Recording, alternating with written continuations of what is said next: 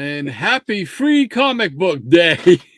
Yeah, forgot about that. Yeah, buddy. Big doings at comic book shops all around the country today. Comic Book Day.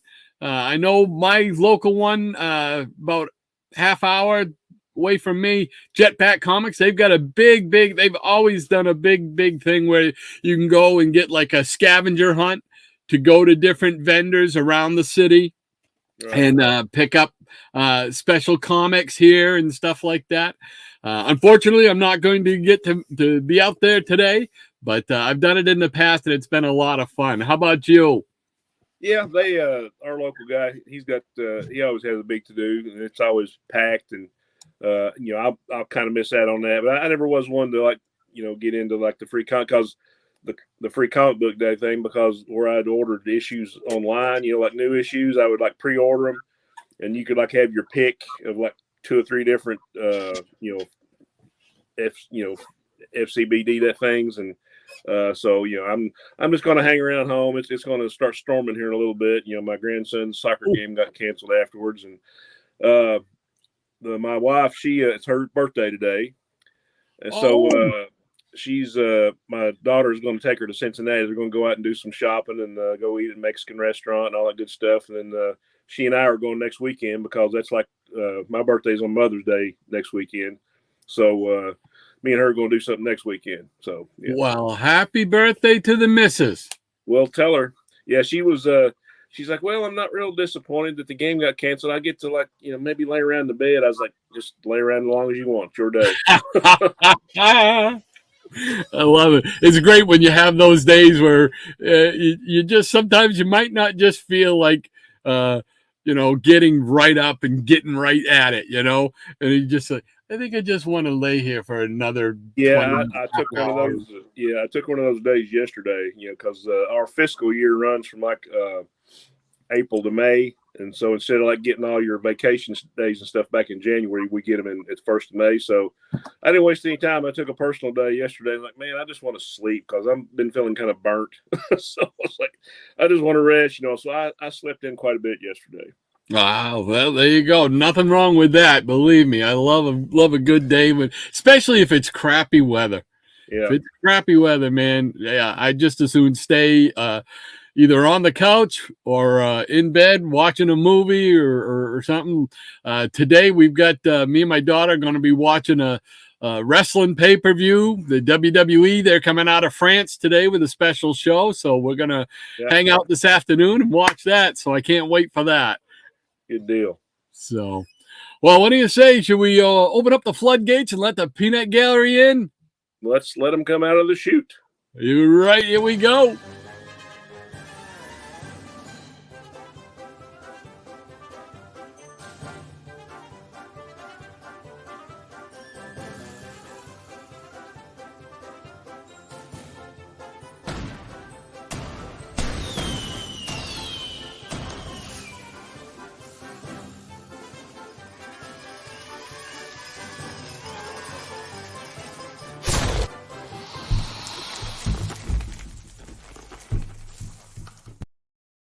And good morning to everybody in the Peanut Gallery. Thank you for joining us once again. Hey, good morning, guys. I'm glad to be back on time today. Wow. Oh, that was so funny. Believe me, we were just glad when you did come on that was all it was. There was nothing going on because there was all kinds of worry going on there. Yeah, well, I appreciate that, guys. That means a lot. But yeah, here today on time, and it was actually I think we got on here like 15 till, and we're talking. It's like, oh, we better get on here. It's time, I know, and I got to take responsibility for that because I get talking, and next thing you know, I'm looking. We both looked at the clock at the same time, I think, and went, "Oh, hey, we got to get going." So thank you all again for joining us this morning. Let's see what's going on with the Peanut Gallery. We've got Anthony Perdue. And it looks like he's got another great memory to share with us. So why don't we get this baby underway? He says, Good morning, Peanut Pears. The Man from U.N.C.L.E. was on TV. Strange Tales with Nick Fury and Doctor Strange was on spinner racks. I was ready. One afternoon in first grade, my teacher, Miss Williams, had set up a cardboard puppet theater in class, then gave us kids a brown paper bag, scissors, glue, pieces of cloth, cotton balls, and crayons to make our own hand puppet in teams of 2. we would all do a 3-minute performance. My friend Robert and I were the final performance. I forget what his puppet was, but mine was Nick Fury.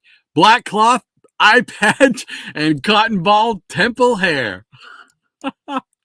Robert begins telling jokes. I take on Nick's persona and start speaking Marvelese, true believer, enough said, face front, etc. I alert everyone to the mass marauding menace of Hydra. Robert maintains his marathon of mirth while I am motivated by a mission of marvelithic magnitude. Robert receives laughter while my ramblings receive piercing silence. Robert's puppet frantically nudges mine to play along with his performance. I cannot comply with such distractions. I am heralding heroics hostile to the hordes of Hydra. Our 3 minutes end as we exit the theater. And Robert is greeted with applause whilst I confront bewildered stares. Robert asked me, "What happened?" I shrugged my shoulders, answering, "I don't know." We gather our belongings as the bell rings. Before leaving the classroom, Miss Williams beckons me to her desk. She tells me how impressed she was with my performance and my vivid imagination. I thank her. Walking home, I am proud to proclaim that this day the educational community appreciated comic books and that I had, albeit unofficially, earned the title SAFMC, staunch advocate for Marvel Comics. Hopefully my friends and I can awaken from my Odin sleep in time for the show. If not, hi to everyone. Enough said? Anthony, thank you once again, sir, for that wonderful memory from your childhood. Always appreciate hearing them. Yeah, that was really good. Nobody Nobody understands us. I think we've all been there at one point, right? You know, nobody understands it. What? Doesn't everybody want to know how to build a Batman utility belt out of construction paper? That's what I was wondering. All right, what else we got going on here? We've got Maranya, she of the Blue Wrench, the den mother herself, the first lady of CBM. She is hanging out with us once again. Thank you so much, Lady M. Thank you for being here, Maranya. She says, wonderful story as always, Anthony. Absolutely. Thank you so much for that. And she says, I had a similar fan art sorts of experience in my high school art classes. In drawing and painting class junior year, I did an abstract rendition of Iron Man. Awesome. Oh. And in my in senior year for my understanding children's art class, I made a Hawkeye from MASH puppet. Oh, cool. Nice. Complete with white doctor coat and an army shirt showing at the collar. Huge Alan Alda fan back then. Ah, cool beans. Nice. Yeah. I doodle comic book stuff while taking notes in my one religion class. Mr. Devitt, my teacher, used to watch me and get distracted by it because I sat up front. He didn't tell me to stop. Excuse me. He didn't tell me to stop, but to move back a row so he wouldn't get distracted in his lectures. He said, thank you for listening to Storytime with Lady M. Now back to your regularly scheduled program to WCBM. Thank you so much, Maranya. That was great. Yes, thank you for sharing that with us, Maranya. Greatly appreciate it. Love to hear these kind of memories and these kind of stories that made up our childhood. I mean, that's just wonderful stuff. I love hearing it. Yeah. In our little group, the memories are going to be a little bit different from some kids' childhoods. I think you are correct, sir. All right, and Easy Comic Reader, he's on board. He says, good morning to everyone. He's waving. He says, I'm at work. Just wanted to stop and say hi. Well, thank you so much, Easy Comic Reader. We miss you with your comic musical stylings. So hopefully work will let up at some point on you, and you'll be able to return and share some more musical memories with us. Yeah. Hey, Easy. that was the first thing I looked at. When I started looking at the chat, I was like, oh no, ECR is not here again today, man. I missed the music thing. Absolutely, absolutely. And Rob Brown is with us once again. Mr. Rob Brown, how you doing, Rob? Hey, Reb, how's it going, buddy? He says, sweet, episode 60. Here's to another great 60 episodes. Keep your fingers crossed. Thank you so much, Rob. Appreciate that, man. And he says, good morning, my friends. I hope you all are well. Thank you, Rob. We appreciate that, buddy. Absolutely. Thank you so much. And you as well. And Higgy Pop Comics is in the house. He says, hey there, Peanut Gallery. Hey, Higgy, how you doing this morning, sir? Good morning, Higgy. Yeah, I actually got caught up on his videos, and then he popped another one on there. It was like night before last or something, or last night. Can't remember. Yeah. So I did get caught up. He is one of the most prolific video YouTubers. I'm telling you, man. I can't keep up with him. So if you caught up with him, you're lucky, because I can't. I bet you I'm still probably 3 behind now. So I gotta check out. Hopefully this weekend I'll be able to catch up. But I'm sure he'll be dropping some more for us. Yeah. And Ron says, good morning, ECR, Rob, and Higgy Pop. Yeah. And we got the Professor Eric Breen. And let me see if I can do this right. Hello. I'm sure I didn't do it justice for Eric. Hey, Eric, how's it going, buddy? Eric, so glad you're hanging out with us again on a Saturday morning.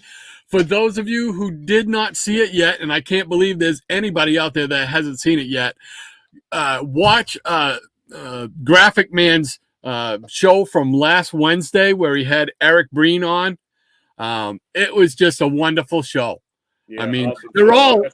They're all wonderful, but I really I marked out big time. I just enjoyed these. I actually called Micah, and I tried to call Eric, but I called Micah just so I could tell him that was a really incredible show. Yeah, it was really good. I got to catch it on the replay, but I was like, man, there's just so much great stuff. It was kind of Avengers themed and had a lot of the stuff, a lot of the stories and the books that I loved, and it was just, it was a great show. Absolutely. Yeah.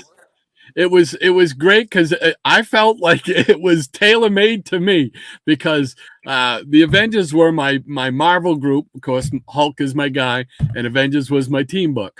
And those stories that they went over, the Kree Skull War was huge for me. The Defenders Avengers War they went over, another great storyline. It really, I couldn't get enough of it. I wound up, I didn't see it when it was first run, but I could not sleep, and I woke up like 2:00. I could not sleep, so I'm looking for things to listen to, right? And I started listening to that. I was up for the next 2.5 hours. I was, because it was just, I couldn't put it down. I just enjoyed that so much. I thought it was just really good, a really good show. And they were just, it seemed like to me, they were just a couple of kids talking, sitting around with comic books talking about it. Yeah, that's the best part. Yeah, that was really good. So if you get a chance, if you haven't seen that show, definitely go back and check that show out. Check them all out if you haven't seen them, because they're all great. He had Ranger Sly on there not too long ago, another great one. So definitely check it out. And Lady M says, hello, Eric. And Eric K is in the house. Greetings and salutations all. Hey, Eric. Eric, thank you so much for being with us, bud. Appreciate it. The Jackson Roy Kirk. May the farts be with you. Wait, that's not right, he says. We get it. So some of us get it way too more often than we should get it. Yeah, I expected to see old in front of farts there, but that works too. Well, there we go. Hey, Jackson. And then Ron just says, greetings and salutations, Eric. Aha. And she also says, that's only when you eat Taco Bell, Jackson. Ha ha ha. And he says, may the feet be with you. No. Why would you want Eric around? Wow. Starting early. Already starting. And we got Michael Taylor is with us once again. Michael, thank you so much for being with us, sir. Well, hello, Michael. Glad to have you here, as always. Spending your Saturday morning with us. We love it. We love it. He says hello to Anthony. And Michael Taylor saying hello to Maranya. And Maranya then says, hey, now, Jackson, remember what happened last night in the reading? Uh-oh, there's a story there. And she says hello to you, Michael. Eric K. says hi to Maranya. And Michael saying hello to ECR. Eric K. says hi to Michael. And Michael saying hello to Rob. Hippies Collectible is in the house. Hey, hippie. Great to have you with us, Tom. Thanks for spending part of your Saturday with us again. Appreciate it, sir. He says, may the Schwartz be with you. And for those of you that don't know what that means, there's probably not many. That is from Spaceballs. Love that movie. Love that movie. That was right in, what's it call its heyday there? The guy who made the movie, and now I can't think of Mel Brooks, man. Yeah, that was right in his heyday. Yeah, it's like him and it's like Mel Brooks and Monty Python are like this with me. Yes. I wholly agree. Wholeheartedly agree. Michael Taylor says hello to Higgy. And Eric Breen says, you want me in this chat? You need me in this chat, Jackson. Well, we're recording the movies today. I guess so. Maranya says, may the Schwartz be with you too, hippie. And Michael saying hello to Eric. Eric Breen says, hey to Michael. And Hippie says, you also, Lady M. Michael Taylor says, hi to Eric K. And Tempest from Mars is here. Welcome, sir. Tempest from Mars, great to have you with us once again, sir. And he says, afternoon all, and may the farce be with you always. That's probably more appropriate for this show. Yeah. May the farce be with you. Absolutely.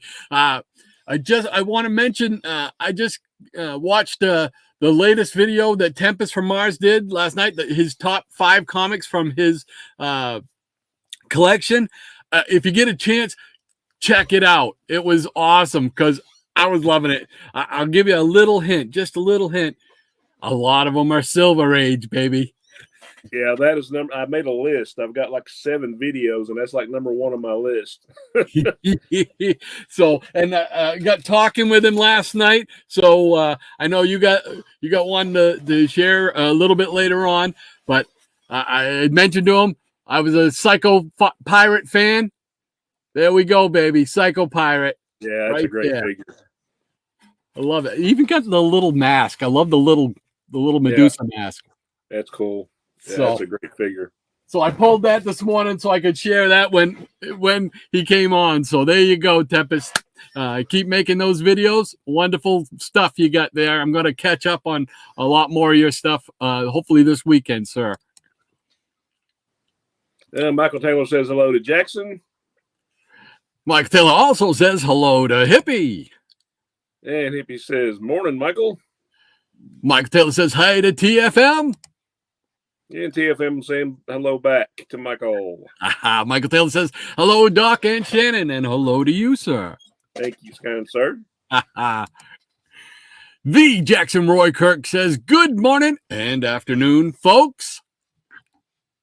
Great to have you with us once again, Jackson. Thank you so much for spending your Saturday with us.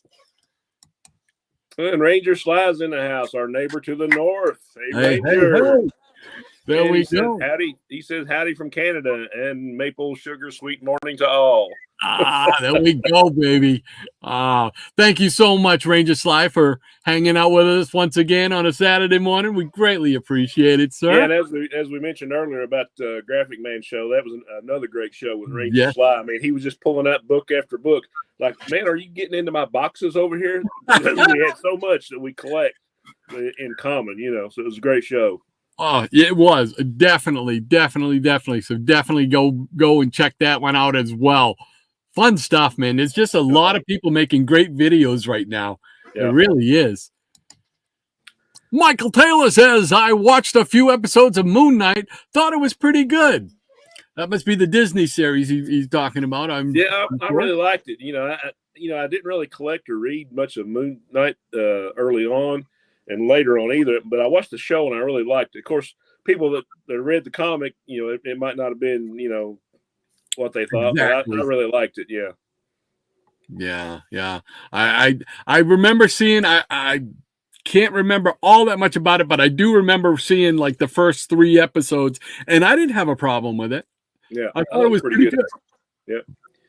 Yeah, of course, I'm one of those people. I want superhero action. So the character build up stuff for me, sometimes I get like, come on, let's just get to the villain fight. Let's go. I want some action. I know what your deal is. You want it to be just like wrestling. Somebody be doing an interview and somebody comes out of the back with a trash can and busts somebody over top of the head. I know you. You know what? There's probably a lot more truth to that than I'm willing to admit. You are so right. Oh, that's awesome. Eric K. What's happening? He's saying happy birthday to your wife. Thank you very much, sir. I'll relay your birthday wishes. Appreciate that. Absolutely. Higgy Pop, he's saying happy birthday to Sandy as well. I'll tell her. I'll have to show this replay to her. Yeah. Lady M says, go ahead. And Maranya says, good morning from this side of the pond, and the farce be with you too, TFN. All right. And the professor says, it's pouring here at the top of the state, Shannon, sending it your way. Yeah, I know. It's looking like he's blown it down south here. It'll probably be here in just a little bit. And I'm kind of, like I said, my daughter and my wife are going to Cincinnati today, for her birthday, because my daughter's birthday was yesterday. So they're having a mother-daughter birthday day today. And so hope it's not too bad when they get out. Not sure when they're going, but yeah, I know it's coming. It's looking pretty dark. And Maranya says, howdy from the USA Ranger. Hippie says, happy birthday to Mrs. Bass. I think he's saying base, but appreciate him. Yeah, what was I thinking? I know that. Michael Taylor says, Shannon, happy birthday to the missus. Thank you very much, Michael. I will relay and or show her this video. The Jackson Rourke says, hey, that's it. May the free comics be with you. I like it. I do like it. And Ron says, happy birthday to the Mrs. Shannon. She's most definitely on the low side of the postage with her $29.95% age. Yeah, she'll appreciate that. And I'll tell her, and I will show her this. That's awesome. I love it. Tempest from Mars says, hope the missus has a good day, Shannon. Hello, Maranya. I feel the farce is strong with you. Absolutely. That's great. And Eric Breen says, the peanut gallery used to be shy, but we really come out of our shells. I'll see myself out. Uh-oh. Oh, no, we can't be driving the professor away. Maranya says, you're one of those cracked open nuts, Eric. And Triple C's in the house. Cheap comic collector. Welcome, sir. Hey. Great to have you with us once again, sir. Thanks for spending your Saturday with us. Yeah, he says good morning to everybody and good morning to you, sir. Absolutely. Good morning right back to you. Lady M says good morning to Triple C as well. And Eric K is relaying that same message. Good morning, Triple C. And Michael Taylor does too. Hello, Triple C. And Michael Taylor says, Eric, fun stories. Oh, yeah. Oh, yeah. Rob Brown says he's laughing out loud. When I realized comics were taboo when I was young, I thought, I'll read them and not tell anybody. Rolling on the floor, laughing about it. Yeah. Yeah, they were acceptable up to a point, and after that, you had to go to more grown-up stuff. Oh, yes. Yes. Absolutely. I mean, I can remember still having those feelings, man. Thinking, you only had maybe a couple friends that you could talk comics with. you know. But then you get into the other social circles of your life, and it's just like, yep. Yeah, you got to be kind of tight-lipped about it. I mean, I did all the other stuff. It's when I got into playing music, that was another thing, and that was socially acceptable. I don't know about today, but it's one of those things you just didn't talk about once you got into your teen years. Yep. I'm right there with you. Michael Taylor says he meant Anthony. He's laughing about it. And Rob says, I didn't realize I was going to be an artist at that time. LOL. Well, we are eternally grateful that you are, kind sir. Absolutely. Not just an artist, but a great artist. Yeah. Higgy Pop says, in history classes, all my pictures I drew of historical people were just Conan in various different clothing. Oh, that's great. I love it. Oh, tremendous, tremendous stuff. And the Gray Man's in the house. Hey. Welcome, sir. Thank you so much for spending your Saturday with us once again, you and Lady Lisa. We appreciate it, sir. We certainly do. And he's saying hello to everybody. And Ranger Sly saying, howdy, Gray Man. Rob Brown saying he's laughing out loud at Higgy. And Ronnie says hello to Gray Man and the Lady Lisa from this side of the pond. Absolutely. Ranger Sly, he says, Easy Comic Reader, will you be back from work in time for Cheap Comic Collectors claim sale, which comes on shortly after we go off the air? Usually by 1 o'clock he's on. Everybody check it out, please. Absolutely, because you can get some good deals, some good bargains right there. And Jackson Roykirk says, my dog's ears picked up when Doc said, hello. I was trying to do it justice for Eric. I can't do it the way he does it. Nobody can. And speaking of Eric, he says, thank you, Rod. I appreciate the kind words. They are true. It's not hard to speak the truth like that, man, because that was a tremendous show you and Graphic Man had. I just had so much fun listening to you guys. It was great. Oh, there he is. There's my cousin again. Dale Botts. Hey, cuz, says long-time listener, second-time caller. Good morning, all, and I hope your horse finish is in the money today, as today is also Kentucky Derby Day. Oh, really? I didn't know that. Yeah, we've got a thing at work. They entered all the employees in. They just kind of randomly picked everybody a horse, and like some people might have like the same horse, but if your horse comes in, then you win a specialty bottle, of our finest liqueur. So. It's like, okay, well, that's nice, but I've got like a cabinet full of stuff I haven't touched yet. I was like, just give me money. There you go. Give me money for comics, man. But happy to see cousin on here. Absolutely. Thank you so much for spending your Saturday with us. We greatly appreciate it. And Eric K, he's saying, hey, Gray Man. And Damien's in the house. Sleepy Reader 666 says, hello, kids. Hey, Damien. Great to have you with us, sir. Our neighbor to the northwest. There we go. And Eric K says, Sleepy. Hippies Collectible says, Heidi ho, Damien. And Ron says, welcome to the official Peanut Gallery, Dale. And good morning, Sleepy. Absolutely. Michael Taylor says, Eric was dropping great Avengers knowledge on Graphic Man. Yeah, absolutely, man. And those stories that they were talking about, they were just so big to me as a kid, man. Those Kree Skrulls and the Defenders, Avengers War, the Korvac saga. It's good stuff.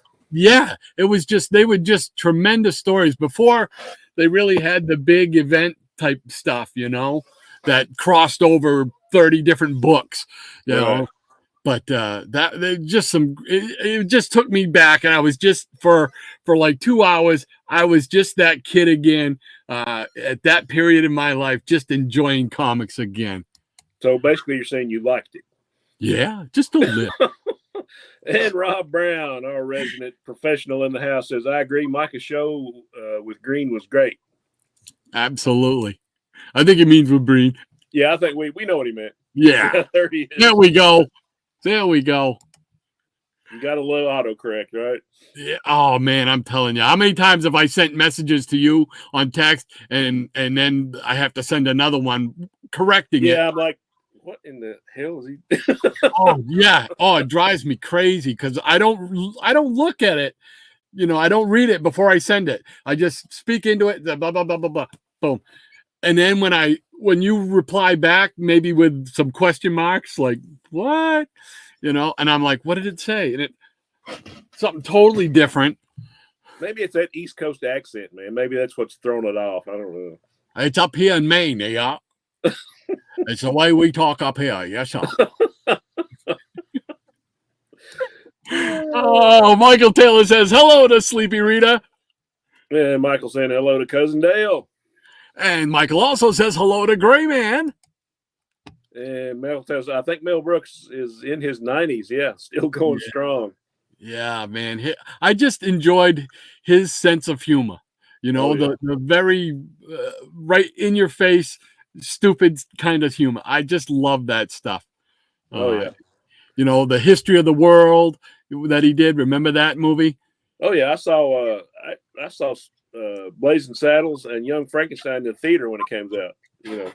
Blazing Saddles, man. Probably a movie 10 or 11 years old, and I was like, wow, this is pretty cool, Blazing Saddles is just such a funny movie, but it's one that they wouldn't be able to make today. You could not make that movie today.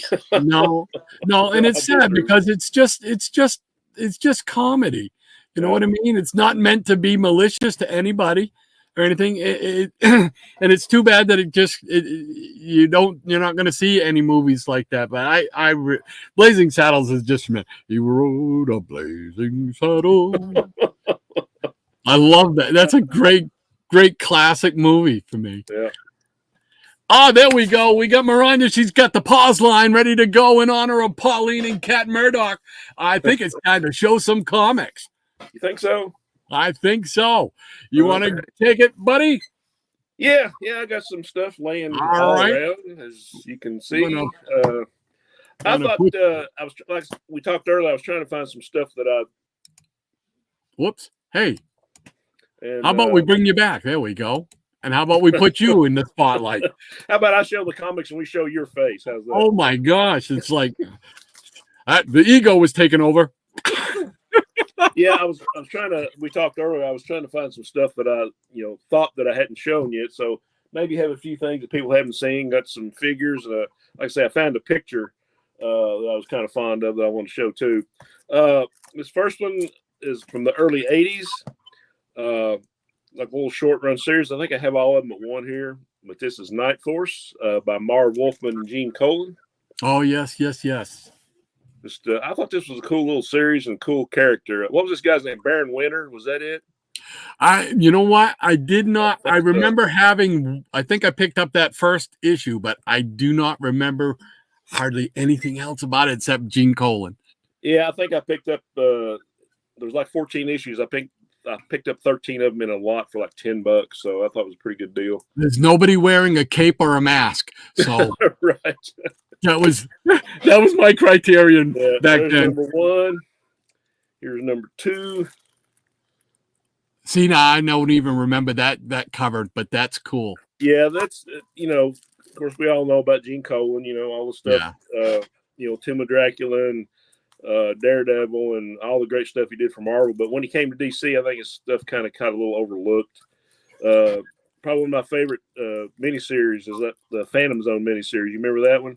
Yes. I think it's late 70s, early 80s. I loved that, but he didn't like drawing superheroes. I found out later. So it was just a job to him. But anyway, I like all his stuff. Of course, he did a great run on Captain America and all that. Oh, yes. Here's number 3. Nice. And number 4 with a snake cover. Look at that. Dun, dun, dun. And number 5. That's kind of reminiscent of some of his Tomb of Dracula stuff. I was just going to say that. Yes, that looks like a Dracula cover. Yeah. Another good cover is number 6. That one looks familiar. Number 7. Mm. Number 8. Now, can you just tell me, because like I said, I was not a collector of the series. What exactly was that series about? It was just like one of those supernatural type things. It was like him, and he was like this. I guess you put him like in the same category as like Zatanna and the Justice League Dark type stuff. Okay. And he has like a little supporting group. Of course, you have the monster of the month or whatever with all that going on. But it was a cool series. Oh, cool. It's been a long time. I probably haven't read it since I bought these probably 10 or 15 years ago. So, yeah, here's a good cover. This is number 9. Yeah. See, again, it looks like that could be a Dracula cover. Yeah, and you can get these on the cheap still. I mean, you'll find them in dollar boxes. Hmm. Number 10.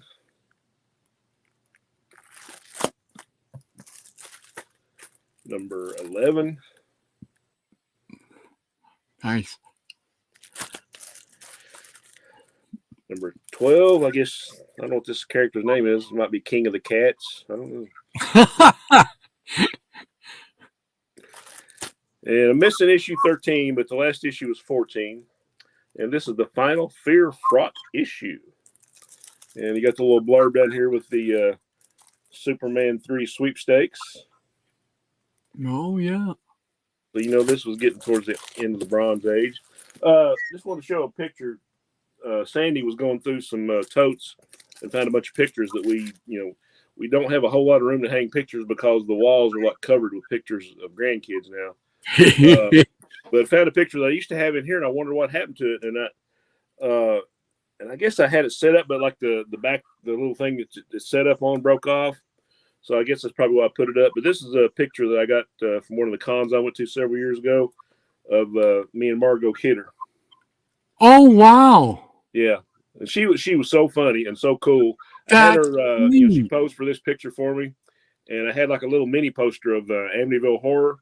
Yeah, and, because she had a bunch of Superman stuff she was signed. Of course, everybody knows she played Lois Lane with Christopher Reeve in those 4 movies.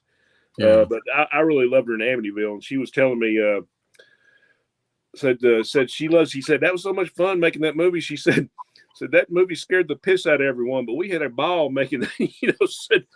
Said have you seen Amityville? Me? Yes. Yeah. I got a little story to tell about it after. Yeah, the scene where Rod Steiger is playing the priest, and he goes in to bless the house and all that. With all the flies. The flies come in. He said, yeah. He said that was so fun. He said that what they did, it looks like sweat, but they smeared his face with like water and sugar, and then they set these big bunch of flies loose out of a jar. And said he was just like, fighting them, and said we were cackling. Said we were having a big time with him about it. But she was really, really nice. It's so sad we lost her, and especially the way we did lose her. But glad to have this. She was very nice. And like I said, I got my Amityville poster signed by her. So I was really happy to find this one. My memory of Amityville Horror it's a bad thing to bring up with my wife because I got my wife to go see that movie under the pretense that it was a documentary. She has not still forgiven me 30 years later. Man. She has not forgiven me for that. Why would you do that? That's no lie. That's the truth, man. So, okay, I guess I'll show one more thing here before I get off. You gotta show, got some figures in. This stuff kept popping up on my Facebook from McFarlane Toys. And I was like, and it just kept popping up, and I'm like, I know they're great figures and all that kind of stuff. So I was like, all right.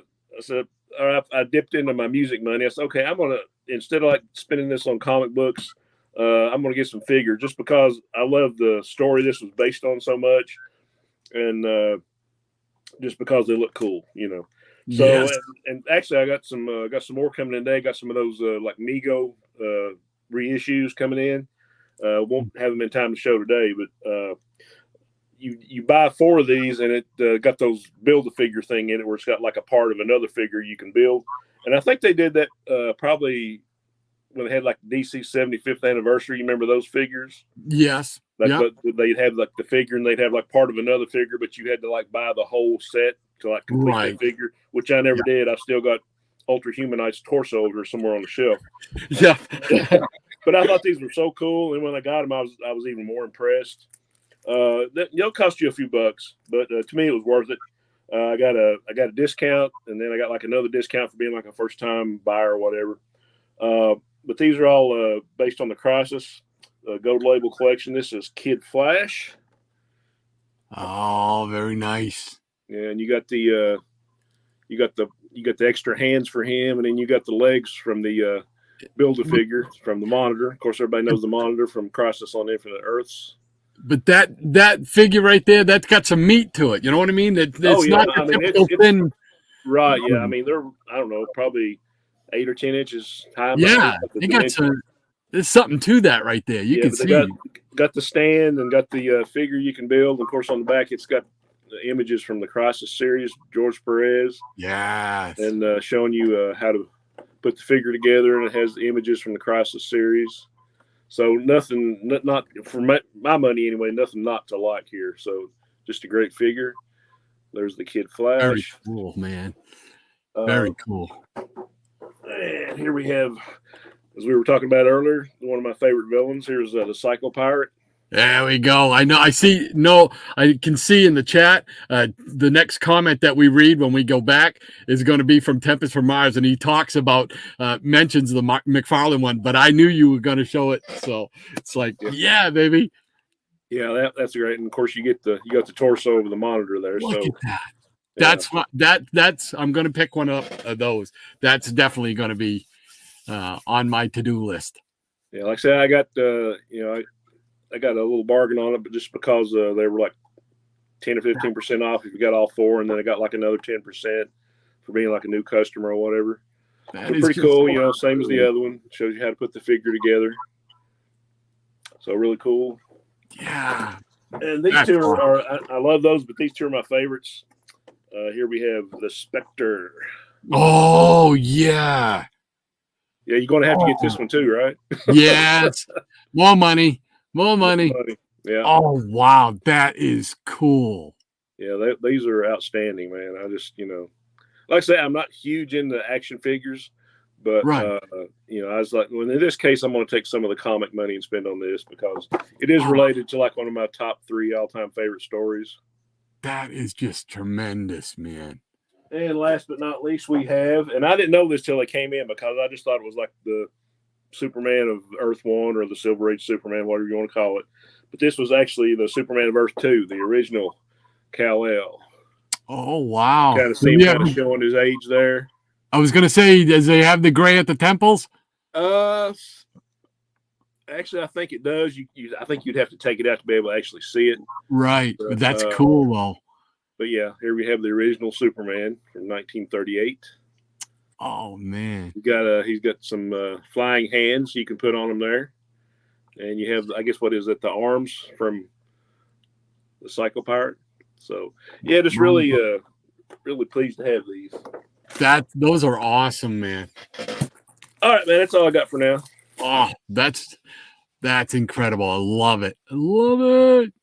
Oh, just that. Now I got to put aside more money. I got to hunt those down because that Spectre one and the Psycho Pirate, man, those are must-haves. I got to get those. Yeah, you might be able to find them a little bit cheaper on Amazon than on the McFarlane store. So yeah. Then I gotta hit hit my son up because he's the one that's got the Amazon Prime account. So there you go. I just say, hey, buy these for me. I send him the link, right? Whatever I want to buy off there, I send him the link. He buys it for me, and then I give him the money when he shows up. Oh, you get the free shipping too, so that's good. Yeah, there we go. So, all right. So there's the line. Miranya's got us going right here. So we're starting right up. I'll let you go. And TFM saying, nice figure, Doc, talking about your Psycho Pirate figure. Since McFarlane have done one as well, there's also an ambush bug one on the way, and we talked about that. Yeah, I've already got that one pre-ordered. Absolutely. I'm going to have to pick that one up. Yeah, we're with you. Yeah, those are just going to be cool, man. Yeah. And Rob says, yeah, I didn't care for the Moon Knight show. Making Moon Knight split personality doesn't sit well with me. See, that just goes back to where I really didn't read Moon Knight. I was more of a DC guy than a Marvel guy starting out, and I kind of caught on later. But yeah, there's going to be, nothing is ever going to be the way we want it as far as a TV show or an animated or a movie. But I thought it was pretty decent, but probably just because I wasn't a huge Moon Knight comic fan. Right, and I was the same way. I was never. But Rob, we get it. Yeah, absolutely. And Michael Taylor, Dr. Von Chilla dropped a short about a week ago. Yes, with his lawnmower. Yeah, I didn't get to see that one yet. I knew it was up, but we had a good conversation last weekend. He's kind of been under the weather. So everybody send up some prayers for John. Absolutely. Not at liberty to divulge what's going on, but we just want to send out some positive thoughts to him. Absolutely. And Michael tells us, Shannon, happy birthday to your daughter as well. Thank you, kind sir. Yes, she had her birthday yesterday. And Maranya saying happy birthday to your daughter too, Shannon. Appreciate that, Lady M. And Michael tells us, I'll second that about Rob. And Jackson Roykirk says, agreed, Rob. Why can't he just assume the personas when he needs to go undercover, etc.? There you go. And Michael says, hello to Lisa. And Jackson says, wow, this May the 4th is jam-packed, and it all starts here. Michael saying hello to Dale, hopefully a regular. Yeah, there we go. And he says, I can't stand autocorrect. You're not alone. And Rob says, and they call them smartphones. Ugh. Yeah, we're with you. Yeah. And Eric K says, High Anxiety was the first Mel Brooks film I saw. Harvey Korman was great in it. Oh, yeah. That was a good movie, too. Yeah. I mean, I just love his movies. It's just, man, it's just so much fun. And Jackson says, it must be hard for Shannon to find something to show with a wall of boxes. That's right.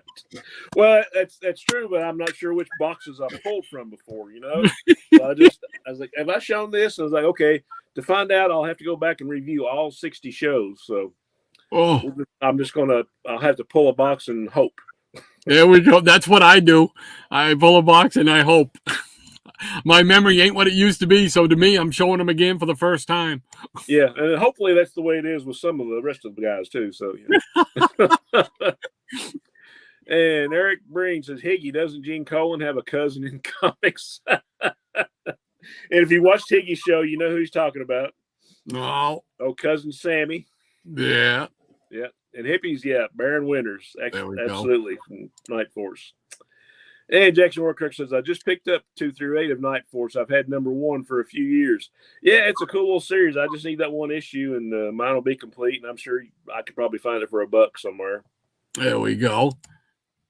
And Michael says, I didn't know until recently that Pat Priest is in her 80s. I thought Butch Patrick was the only living Monsters cast member. Yeah, it's a nice little factoid. Oh, wow. I didn't know that. Pat Priest is still around. Holy smoke. Maryland. Wow. That's cool. And Ron says, gasp, Shannon not mentioning Gene the Dean's excellent run on Iron Man. Heresy. See, the only reason I did is because I knew she would. And I didn't want, and Maranya, I didn't want to take that away from you. Perfect. And Sleepy says, yes, Baron Winter, he had a magic house. Yeah. Oh, cool. And Jackson Rookirk says, nobody mentions Iron Man, Romania, except you. Absolutely.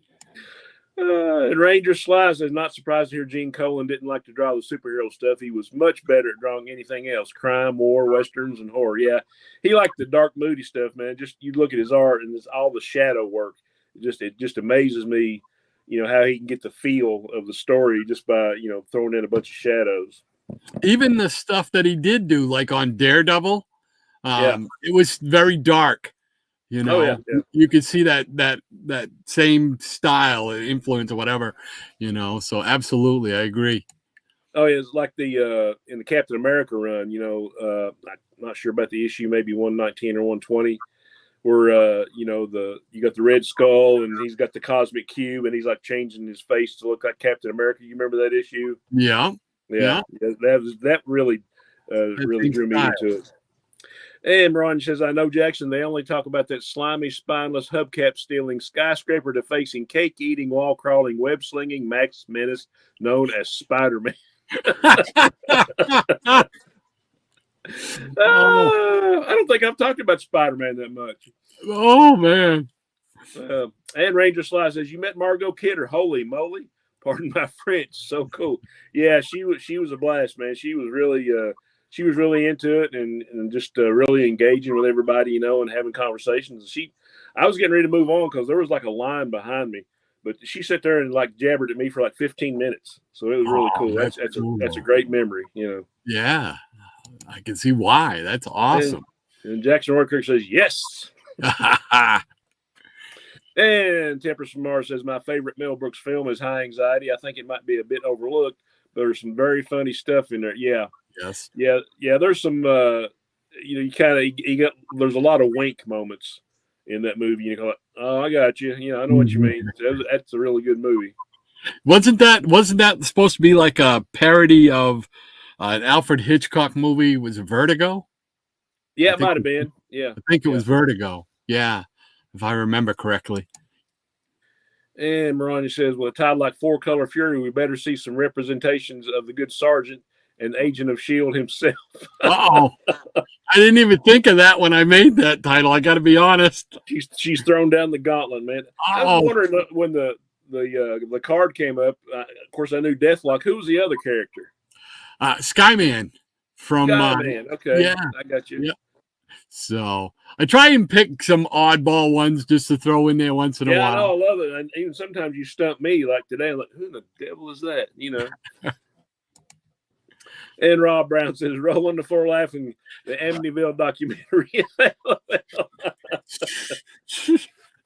Oh, she still don't know. Okay. Oh no, man. She knows. She wound up walking out halfway through the movie. Oh yeah, she walked out and she was sitting outside of the theater with a little kid. I forget why the kid was out there. The kid, I don't know, lost its parent or something like that. So she's sitting out there with the kid, and I was like, I couldn't watch the rest of the movie, so I had to go back. Yeah, it was a very sore spot in our relationship early on in our relationship. So I learned never to do that ever again. So the important question here is, did you ever get to see the rest of the movie? I did, but it was on like HBO by the time I got to see it. So gotcha. And Ranger Sly says, Rod, you sly devil. And I know all about being sly, as you know. Very good. Very, very well played, sir. Those darn Canadians. And Rob Brown says, that's a sweet Kid Flash action figure. Yeah, I thought it was great. Oh, yeah, they were really nice. And Eric Hayes, I'm with you, Tempest, on High Anxiety. Great movie. Yeah. Cold beans. And Michael Taylor says, Shannon, very cool Margot Kidder picture. One of the best Lois Lanes. I saw 78 Superman in the theaters. Was excited to see Superman on the big screen for the first time since 1951. Yeah, I mean, I think I had my mom and dad drop me off, and I was just by myself in a town called Moorhead, or close to where they live, and just me in the center of the theater. I guess it's 15, maybe 14 or 15 when it came out. So, of course, I'm like sitting around, I'm already like 4 or 5 years into comics by then, so I'm picking it apart, right? It's like, wait a minute, Jor-El doesn't look like that. They didn't have the Superman S on Krypton, but, I was like, but I loved every minute of it. It's like, okay, You're getting to see Superman, and oh, look, he's actually flying, and it doesn't look like he's on wires or something, So I'm still a big fan of that movie. Oh, it's so funny because we've talked in the past, just the parallels in our childhoods. That's just another one there. My folks used to go and drop me off at the movie theaters about probably 15 minutes away from home. For about a year, every Friday night they would drop me off at the Strand Theater in Dover, New Hampshire, and I would go and I'd watch a movie, and then I'd walk out of there, walk 100 feet down the block. into a store that had comic books. I'd pick up the latest comic books that were out. 9 o'clock at night, they'd show up right at the front of the store to take me home. It was a routine, you know. So it's just so funny, the parallels. We've talked about it before. Oh, yeah. So much fun. And Rob says, "Oh man, the Spectre, sweet. Oh yeah, yeah. I know Rod's a big fan of the Spectre too. Like most of us are. So I thought that figure was extra cool. Absolutely, that's another one. I get that. That'll be like my third Spectre figure. I got the Spectre figure from DC, the DC Direct line. Then I got the Spectre from the what's the big. I just said I wanted to see it in a cartoon. Kingdom Come. Kingdom Come. So great. Love that character. Yeah. And Michael Taylor's also commenting what a cool Spectre figure. Yeah. And Ron says, to save money, most action figure companies have a few standard bucks, term for the figure bodies, that they can release with multiple action figures. Yeah. This is true. Yeah. And Hippie says, okay, that Spectre is on my list now. Yeah, I know we had a lot of Spectre fans in here. Yeah, baby. And TFM says, great set of figures, Shannon. You need to get that Ultra Humanite figure finished off. I've got mine on one of my shelves. Yeah, that's one of those like where they were. We talked. It was celebrating like DC's 75th anniversary. And I got a few figures. I've got like Power Girl and Red Tornado and Commandy and OMAC and figures like that. But that is like the only part of that Ultra Humanite figure that I have. So that's going to cost me some money if I decide to do that. And Michael Taylor says, cool Superman figure. Yeah, I thought it was especially cool when I found out it was the original, Earth 2 Golden Age Superman that's in and out of continuity for the last, however long. How long has it been since Crisis? 1985? Yeah, 85, 86. Yeah, for almost the last 40 years, he's been in and out of continuity. First he exists, and then he don't exist, and then they go back and they refer to him again. I was like, just leave him alone and let him exist. I didn't get that whole hyper time thing. Remember that? I still don't understand that. Yeah. So, Michael, he says very cool books and figures there. Very cool. And the Jackson World says, figures are a rabbit hole I have not gone down, but those are cool. Yeah, I'm with you, Jackson. I mean, I want to spend pretty much all my funds that I have put aside for that on comics, but sometimes you just see something like those. I'm like, I have to have those just because I love the Crisis story so much. And I said, okay, these are going to have to go. I really don't have room on a shelf. I just might have to put a stick pin and put them on a wall somewhere. But really happy to have them.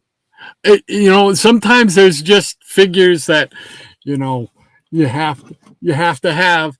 Now, I've told you before, I think I showed this recently. I'm not a fan of Captain Carrot. I've never really collected anything. But when I saw the figure, McFarlane's figure, I had to have it. I just had to have that. Yeah, now that you're showing me that, I'm going to have it too if I can find one. I mean, it's just such a cool character. You just wouldn't think it would be in a figure. So, I mean, sometimes you just got to have it. Yeah, a quick little story about Captain Carrot. I remember when it came out, it was like one of those 16-page inserts, maybe inside of DC Comics Presents or whatever.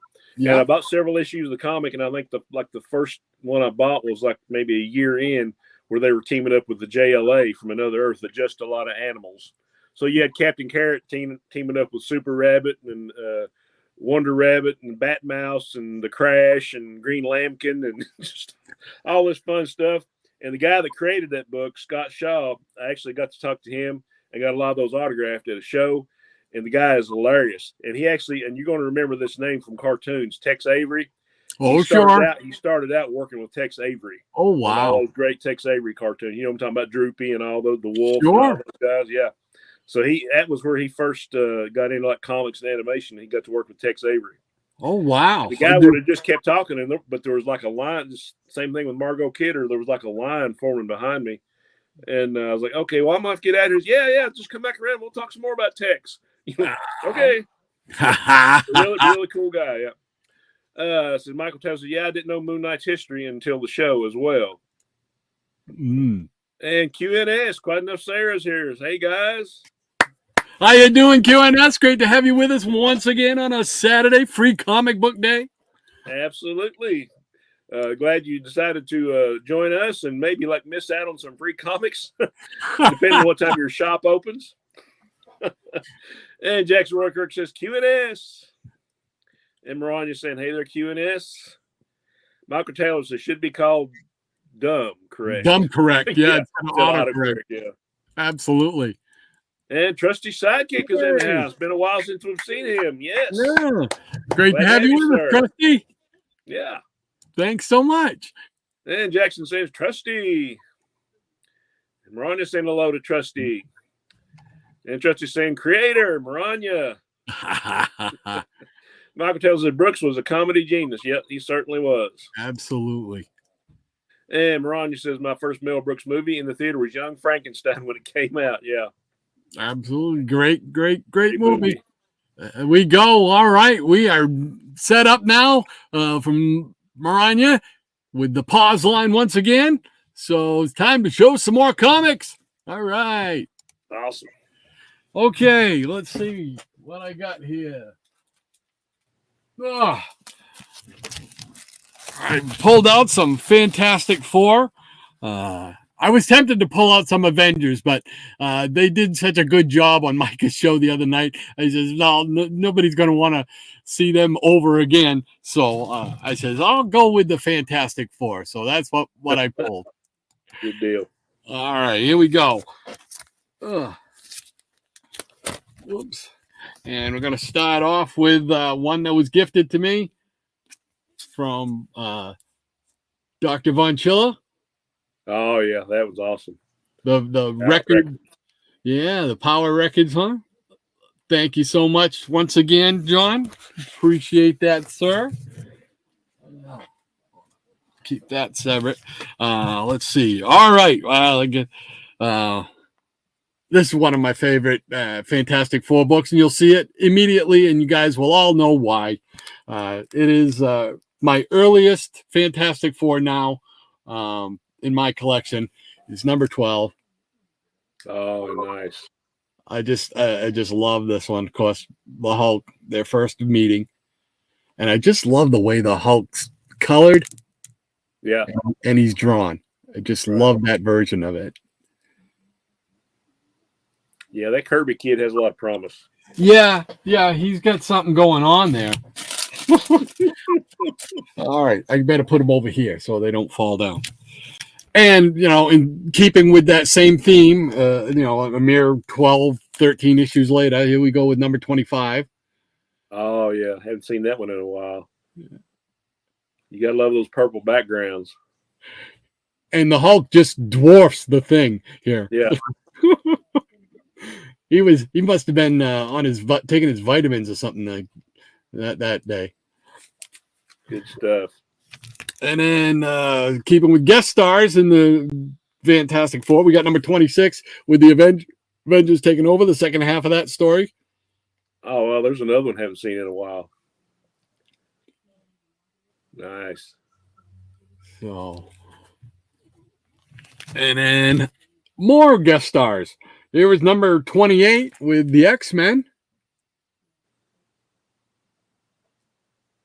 Yeah, I think those early Silver Age, like the whole Silver Age and probably Bronze Age of Marvel, you always had the characters crossing over a whole lot more than you did with DC. So I will give Marvel that. Yeah. And it just seemed like it was a big event in Marvel. You know, just a simple crossover like that, but it was a big thing. It's like, whoa, the X-Men are in there. Whoa. Right. Got to get that one. Yeah. Here we go with number 39. I can't believe I did not plan this, but it just keeps coming. Let's see. This one's got Daredevil in it. Number 39. Oh, yeah. I love that one. With Dr. Doom creeping up in the background. Here we go. Number 42. Oh, yeah. Just save you, why must I kill you? This great Kirby, Stan Lee stuff. 43. Yeah. Just look at that cover. That's just I like those cover blurbs because a lot of times you see that word low, L-O, low. He shall die. Lo, he shall live. Lo, there shall be an ending. It just was like they were like Shakespearean, titles or something. It was just I great. think it could be Stan Lee was a little full of himself. Here we go with number 44. The gentleman's name is Gorgon. Gorgon. I always liked that character. Yeah.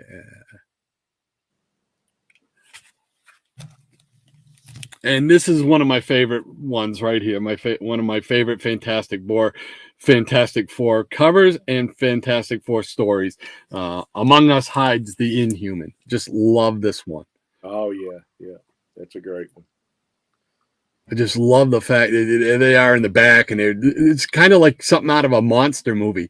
The monsters are sneaking up on the good guys.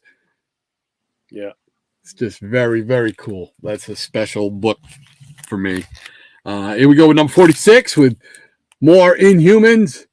Oh, got the floating heads. Yeah. You got two different camps on the floating heads. You got people like us that love them, and some people just hate it. I've never been bothered with it. I understand why it would bother some people, but I've never been bothered by it. I just like it, and I love my man Triton. That's my man right there. Oh yeah. He's my favorite Inhuman, and it's because of that splash page in one of the Kreisgau Wars, I think it is. Yeah, 94 Avengers. Yeah. Yeah. They just showed it, and it was just like, yes, man, that's why I love Triton, because of Neil Adams' drawing of him on that splash page. I'm just like, that is such a cool character. I like it. Here we go with number 47, Beware the Hidden Land. Yeah. Very cool stuff. I mean, early classic Fantastic Four, early classic Marvel stuff. Okay, here was 48. Oh yeah. The Watu. Yeah, a buddy of mine that I worked with, he's not a huge comic collector, but he just, he said, man, that's one book I always wanted. And he went to a con, and I think he found like a low grade, like a 1.5 or a 2.0 was slabbed. And he said, was this worth the money, And I was like, and I'd seen some others. I was like, man, I said, you've been wanting that book for years. And I said, that's a pretty good price on. So if it was me, I'd pull the trigger. So he ended up pulling the trigger, and he hasn't regretted it since. Oh, good for him, man. Because I know what it's like to have that feeling of you finally get a book that you really never knew if you were ever going to own. You just wanted it so much. Right. That's awesome. Here we go with part 2. Yep. Galactus in 49. Silver Surfer. I love this cover too. This is a neat cover. Yeah. Hopefully they'll do that story justice one of these days in film anyway. Yeah. I'm with you. And then number 50, the Silver Surfer. Very cool. Old Norrin Rad. Here we go with number 51. Now that's probably one of my favorite Fantastic Four stories right there. I've actually got a copy of that one. I bought it off our buddy Schmo Daddy years ago. Ah, yeah, very cool, very nice. And to round it out, I got number 54. More floating heads. Great cover. Oh yeah, that's one that I want just because it looks. You got the floating heads, and it almost looks like a picture frame cover from the Silver Age. Yep. Yeah. Almost like the Justice League when they used to do the roll calls. Right. It looks like a JLA JSA team up, doesn't it? Yes, sir. I'm with you, man. I'm with you. Awesome. All right, let's get back together once again here. There we go. And we got Miranya's pause line there. All right, let's see if we can get through. Michael Taylor says, Doc, almost brought home another kid. Almost brought home another kid. Yeah, from the movie theater. Yeah, exactly. I was like, what? I was like, oh, man. I learned my lesson, though. No more documentaries.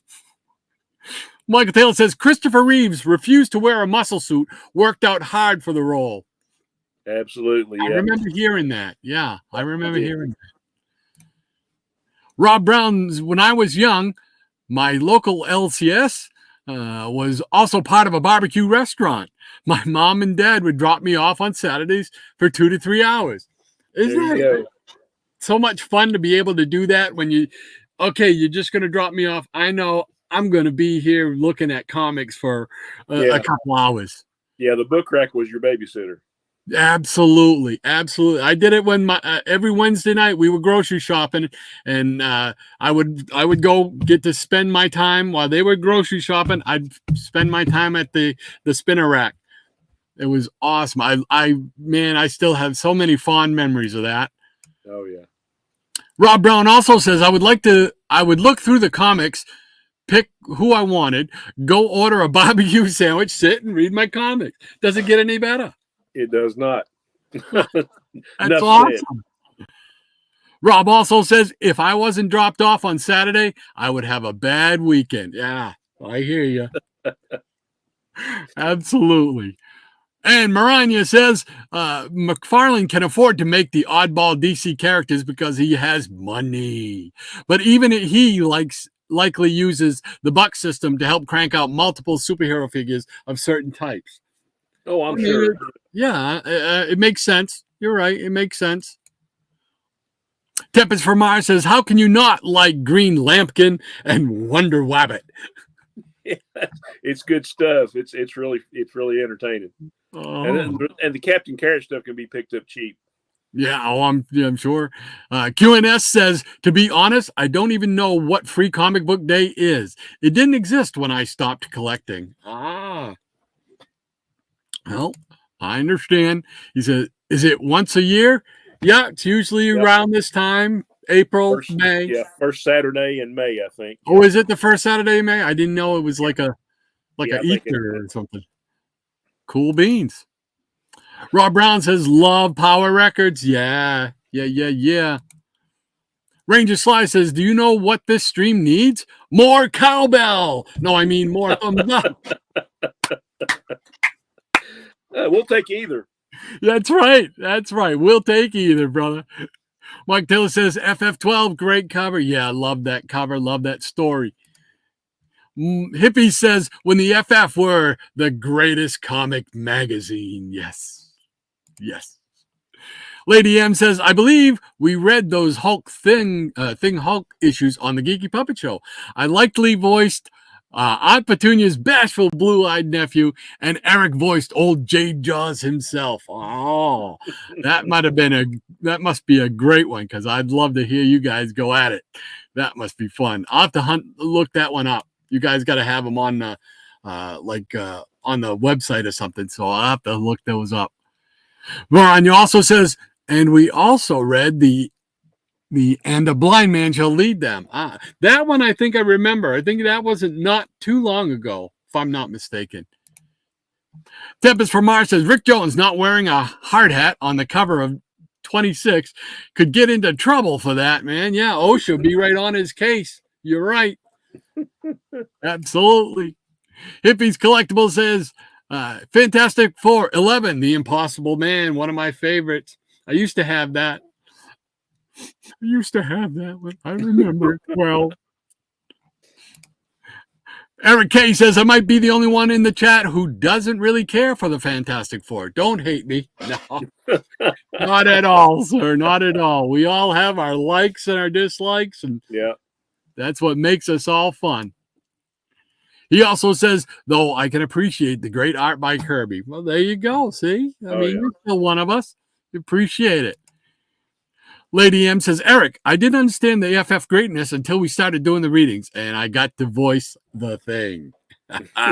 She does a great job for it too, man. If you haven't seen one of their readings, definitely check out doing their readings, because it's a lot of fun. And if you can get onto one that with the Fantastic Four is in there and see Maranya do that, it's awesome. Jackson Roykirk says, well, the FF got good once Kirby left. Runs for the door. Yeah, you better be running for the door. Woo! Oh boy, I'm telling you, he's lighting the match and then running. Yeah. Lady M says, sticks a leg out to stretch and possibly keep Jackson from running. Jackson Roykirk said, trips and falls. Uh-oh. Jeez, there we go. Ranger Sly says, nice. This man, this monster at the top of Marvel's most classic tales.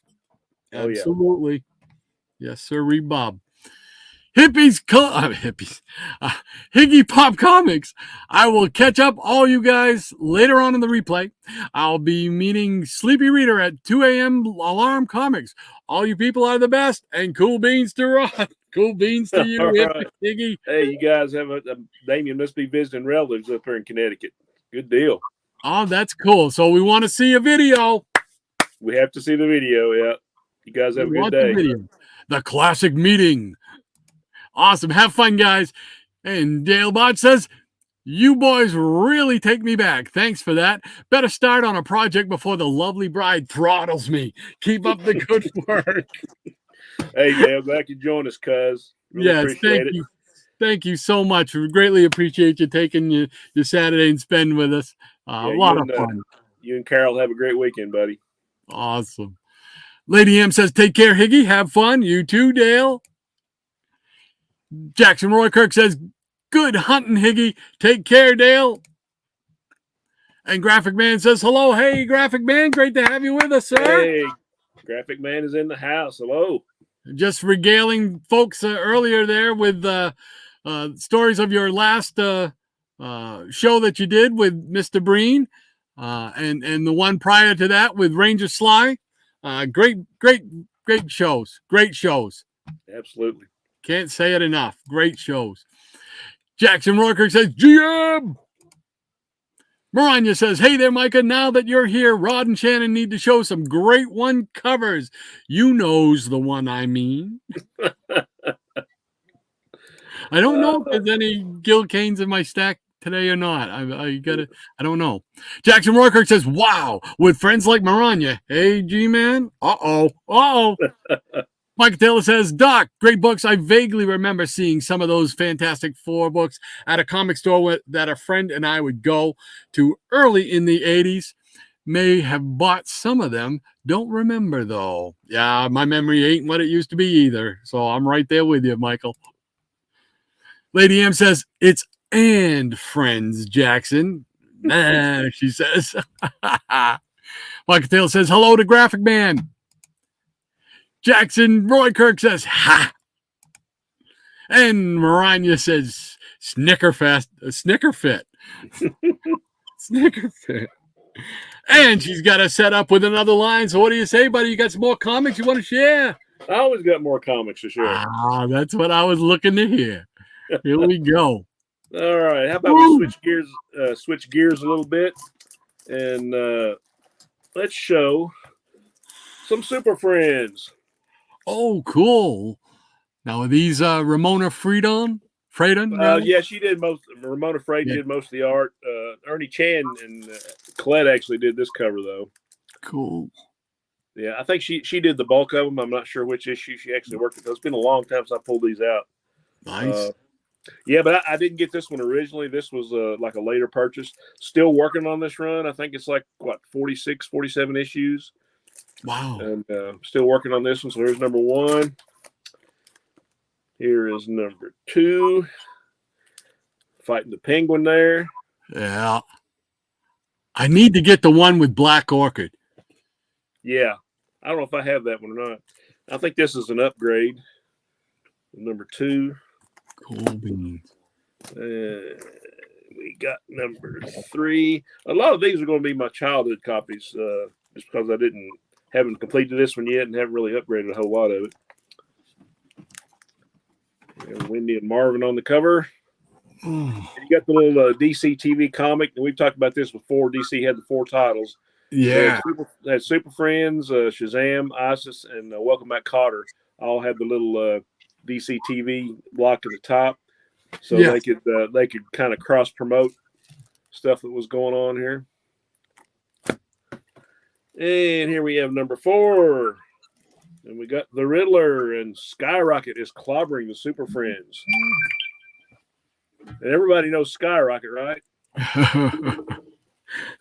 Popular hero. A popular character.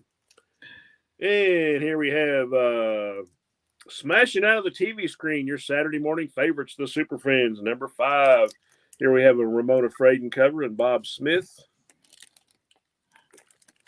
Ramona Fraden with Aquaman front and center on that cover. Yeah. And here's another character we're all familiar with, number 6, with the Murders Menagerie Man. Every time I see that cover, my first thought is that guy looks like the Phantom. The Phantom, I know. Yeah. Every time I see it. Yeah, they were doing a little swipe in there, I do think. I think you're right. And here we have number 7. This is probably, other than number 1, probably on the key issue. This is the first appearance of the Wonder Twins, Zan and Jaina. Oh, yes. And this book has got kind of pricey in the last few years. And there we have Grax. This actually is an old Superman villain right here.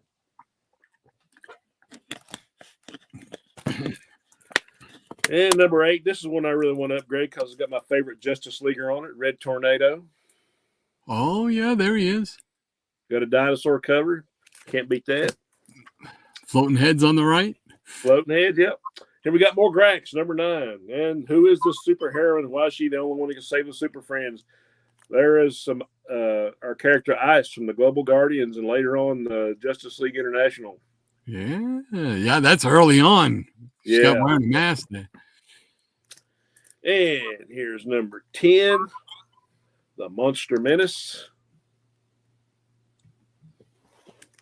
Nice. Number 11, the Kingslayer. Another one everybody's familiar with, right?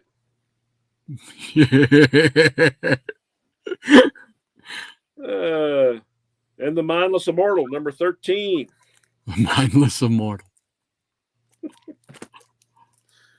Number 15. Like I say, I'm missing some issues in this one, so I'm actively trying to complete this one.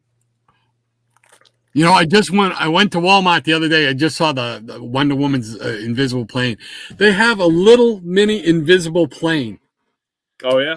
I almost bought it. I almost pulled the trigger on it. I just said, that's pretty cool. I'm sorry. Go ahead. Here's a duplicate for some reason. Don't know what's going on with that. And here we have number 16. Everybody knows this character, right?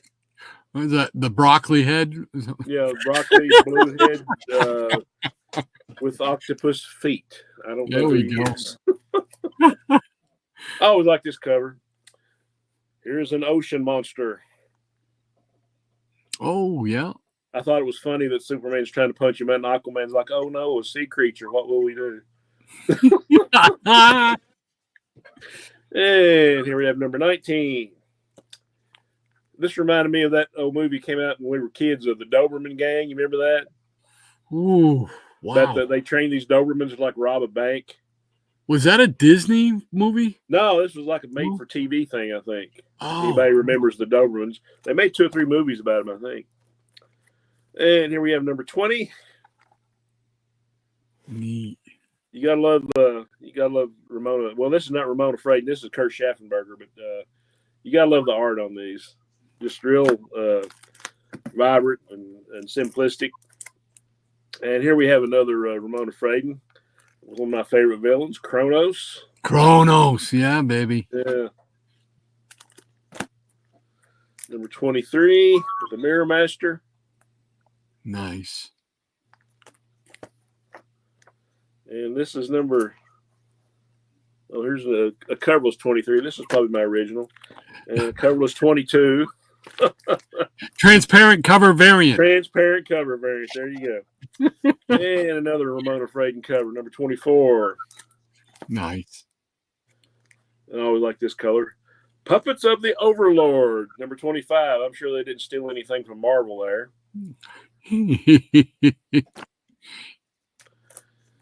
And I always like this color. It was a Halloween issue, but you had all these great characters on it. Number 28, Swamp Thing, Demon, Man Bat, Solomon Grundy. I like those type of covers. Oh, yeah. Look at that. And number 29, plus the Wonder Twins starring in their own fantastic feature. Very nice. And we got Professor Nichols. It looks like Gorilla Grodd here, number 30. Oh, neat. Yep. The Scarecrow in this issue, number 32. Ha And number 34. You got like disappearing animals threatening the world. And 37. Supergirl's kind of jealous. The Wonder Twins are getting all the attention. Oh, they got an ego problem? I don't know. You got Jack-o'-lantern, the Irish superhero from the Oh, yeah. Guardians. Yeah. Nice. I like those Global Guardians. Number 35. Nice. 39. You can tell I haven't rebagged these since I bought them. Still got the price tag on them. Number 41, going against Toyman. Wow. 44.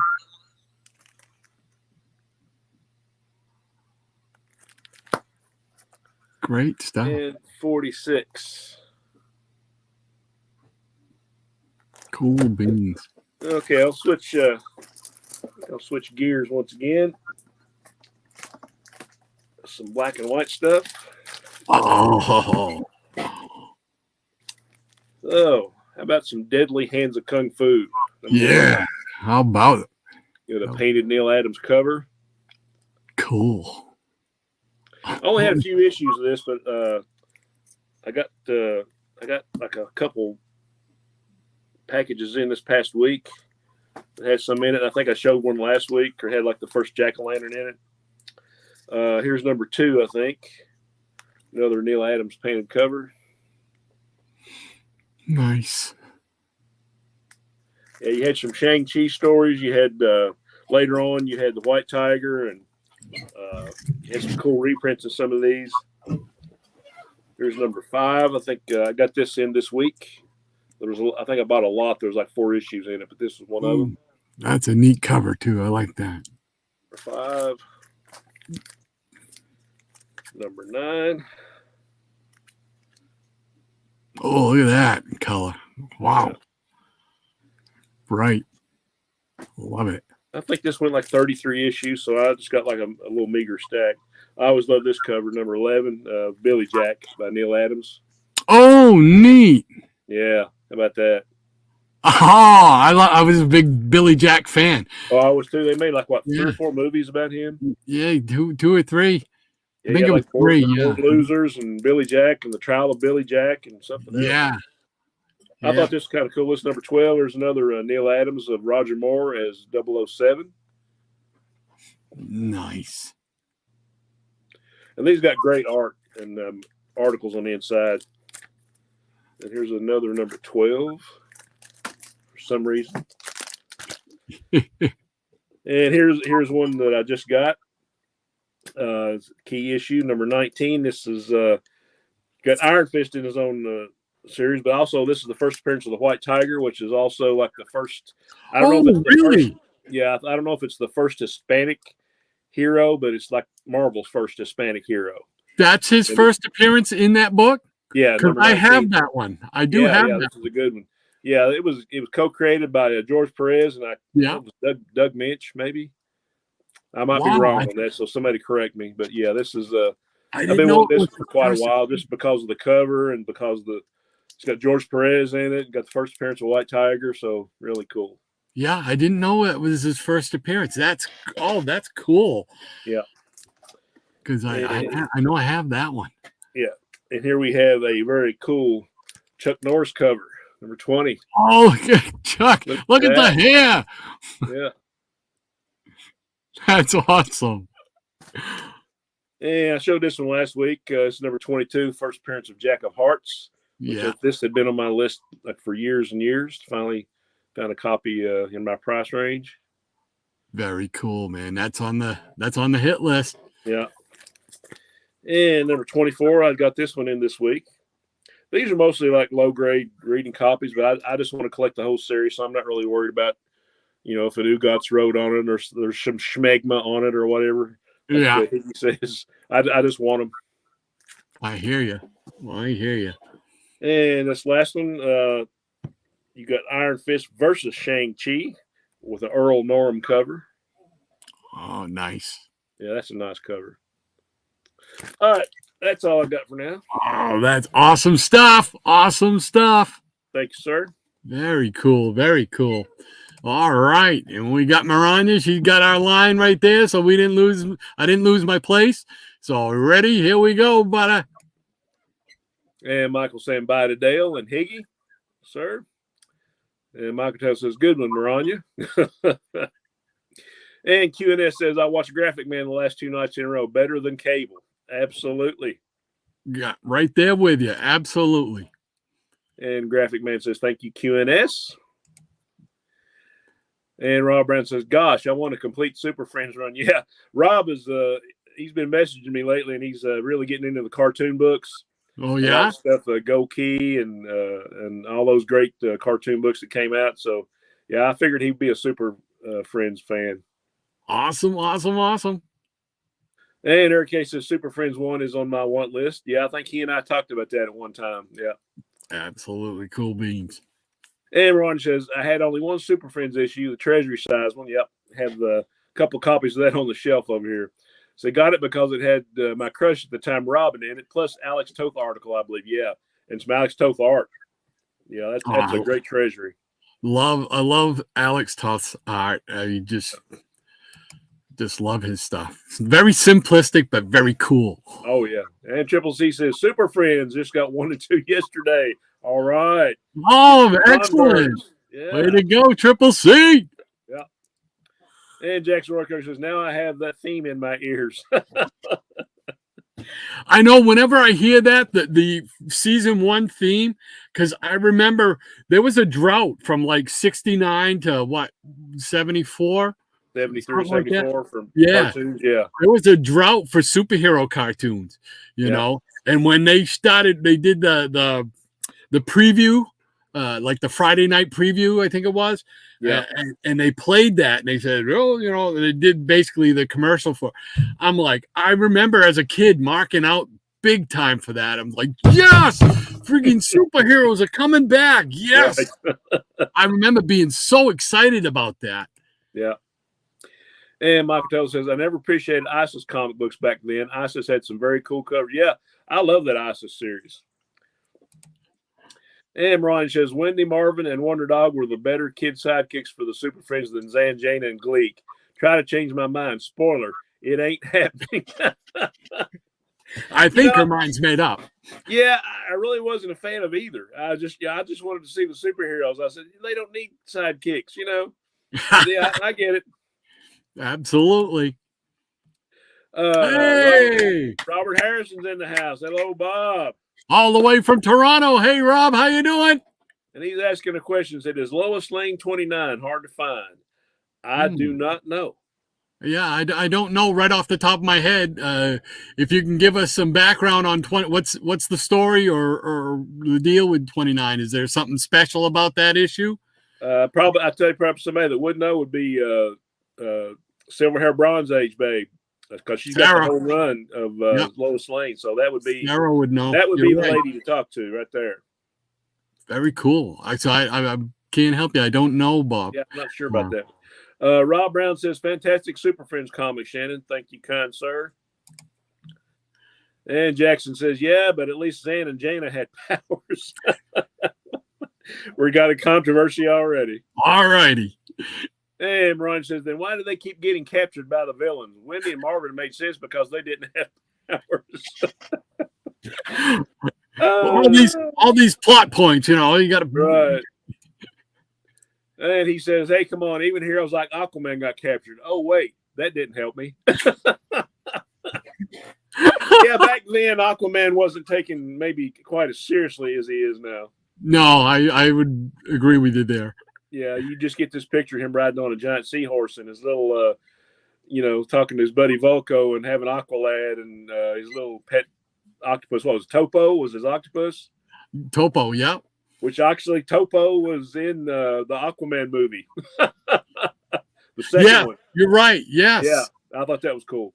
Yes, And absolutely. Tempest Mars says, nice. I'm working on picking up a full set of Super Friends as well. Got about half of them at the moment. TNT and Dynamite are in issues 11 and 12. Yeah. Oh, cool. Yeah. Very nice. Cool. Very nice. And Ranger says, Wonder Twin powers activate. Jaina, transform into a parrot. So I can repeat, Jaina, Zane, and Gleek are better ad nauseum until it sinks in. Wow. It is a dividing line on the... We have a controversy, folks. That's it. And Ranger's having a good laugh at that. Yeah, absolutely. And is a Jaina want a cracker from Marania? Ranger's having another good laugh at that one. Oh, man. Oh, man. And Brian says, for monkey sidekicks of heroes, Blip is leagues better than Gleek any day and twice on both Saturday and Sunday. Man, I have started something today. Wow. I mean, it's a polarizing thing. Yeah, it's a thing now. Yeah, didn't expect it to be that divisive. Yeah, speculators, get your wallets out. Jackson Roykirk, Jaina was great, much better than Zan. Form of a glass of warm milk. yeah. Zan's power is kind of lame. Wow. But they actually showed up. They actually showed up on Smallville. You remember that? No, I didn't see that episode. Yeah, they actually showed up on Smallville. Really? Yeah, you have to. I'm not sure what episode and what season, but they were on there. You have to look it up.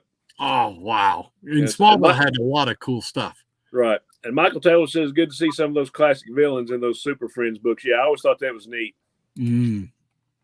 And Michael Taylor says, I think I saw Billy Jack in the theaters. Yeah, good movies. Absolutely. And Jackson Roykirk, make mine Marvel mags. Yeah. Boom. And Rob Brown says, ugh, I'm eating and want to talk to LOL. That Adams Billy Jack cover is one of my faves. Yeah. Very cool. Yeah, the cool thing about Billy Jack, the woman that played the female lead was actually Tom Laughlin, the guy that played Billy Jack. That was his wife, Lori Laughlin. Oh, really? Yeah. I didn't know that. Yeah. Oh, cool. And they were married for a long time, so I thought that was pretty cool. Ranger Saw says, agreed, Jackson Roykirk. And TFM says, I always like the Global Guardians, Bushmaster especially, with his high-tech reptile gadgets. Yeah. I thought the Global Guardians were cool. Yeah, I wish they'd have gotten more traction. Yeah, they showed up a lot later, I think, like in Justice League International. Yep. And Justice League Europe, maybe. Yeah. Yep. And Eric K says, have to run, gang. We'll watch the rest on a replay. Take care. All right, Eric. Have a good one, buddy. Glad you could join us. Take care, Eric. Be safe out there. I'm sure we'll be talking comics soon. Aha. And Jackson Roykirk says, love that Iron Fist meets Shang-Chi story. It was reprinted in color in a Treasury edition. Very cool. Wow. Nice. And Maroni says, take care, Eric. Michael Tesla says, Shannon, very cool Super Friends and Deadly Hands. I also like Bruce Lee appearances in Deadly Hands. Yeah. Very cool. Mm. And Maroni says, Lois Lane 29. She was a hussy because she was kissing all of the male superheroes at the time on the cover. I think I remember that story. I think it was reprinted like in a Superman family. Yeah, wasn't there like Green Arrow is in there, and I can picture the cover.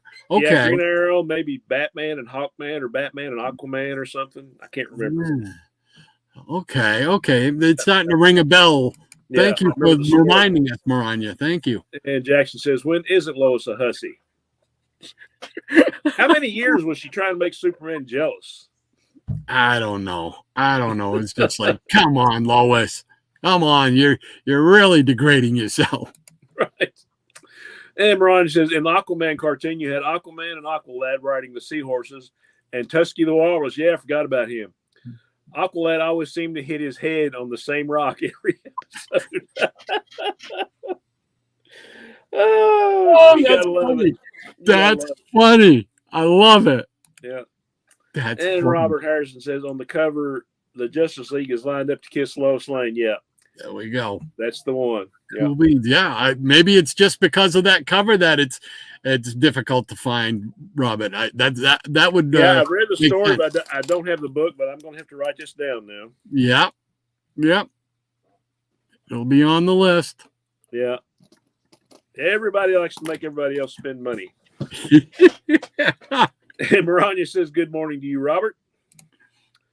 And Michael says, "Wonder Twins transform into a pedestrian walking to a newsstand. That has Action Comics 1. There we go. All right. And she's got the pause line ready to go once again. Appreciate it, Maranya. Thank you as always. All righty. Well, let's see. Last time I showed some Fantastic Four. Let's shift things. Oh, it wasn't holy mackerel. Ugh, okay. It wasn't showcase that I mentioned to you before. It was Brave and the Bold. Yeah. Okay. So I got some Brave and the Bold we'll show. How's that? Showcase, or I mean Showtime? Yeah, Showtime. That's what I called it, Showtime. Showtime. Why are you calling it Showtime? Oh man, sometimes my mind just goes on its own. Just leaves me alone and just goes. Well, I have one of those. Don't worry. All right, here we go with some Brave and the Bold, some Silver Age, beautiful stuff here. I'm going to start off. I just grabbed a bunch of them right out of the long box. So we started with number 55. So this is just, 5 issues after they started team-ups. So we got Metal Men and the Atom. Oh, yeah, that's a cool one. Just love it.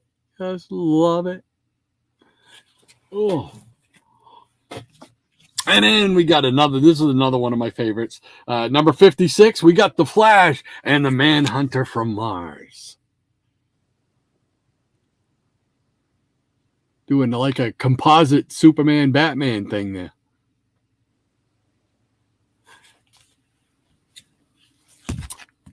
And then we got number 57, which is introducing one of our favorite characters, because I know you love him just as much as I do. And it is Metamorpho, the Element Man, his big debut. Very cool indeed. Love Metamorpho. I can't wait to see his portrayal in the new, what is it? It's going to be the new Superman movie when that comes out. I guess they get somebody playing Metamorpho, and I was extremely excited to hear that news. So I'm hopefully it's a accurate portrayal as far as I want him to look like this. This is what I want him to look, just like that. Okay, give me just that, and I'll be happy. I'll be happy.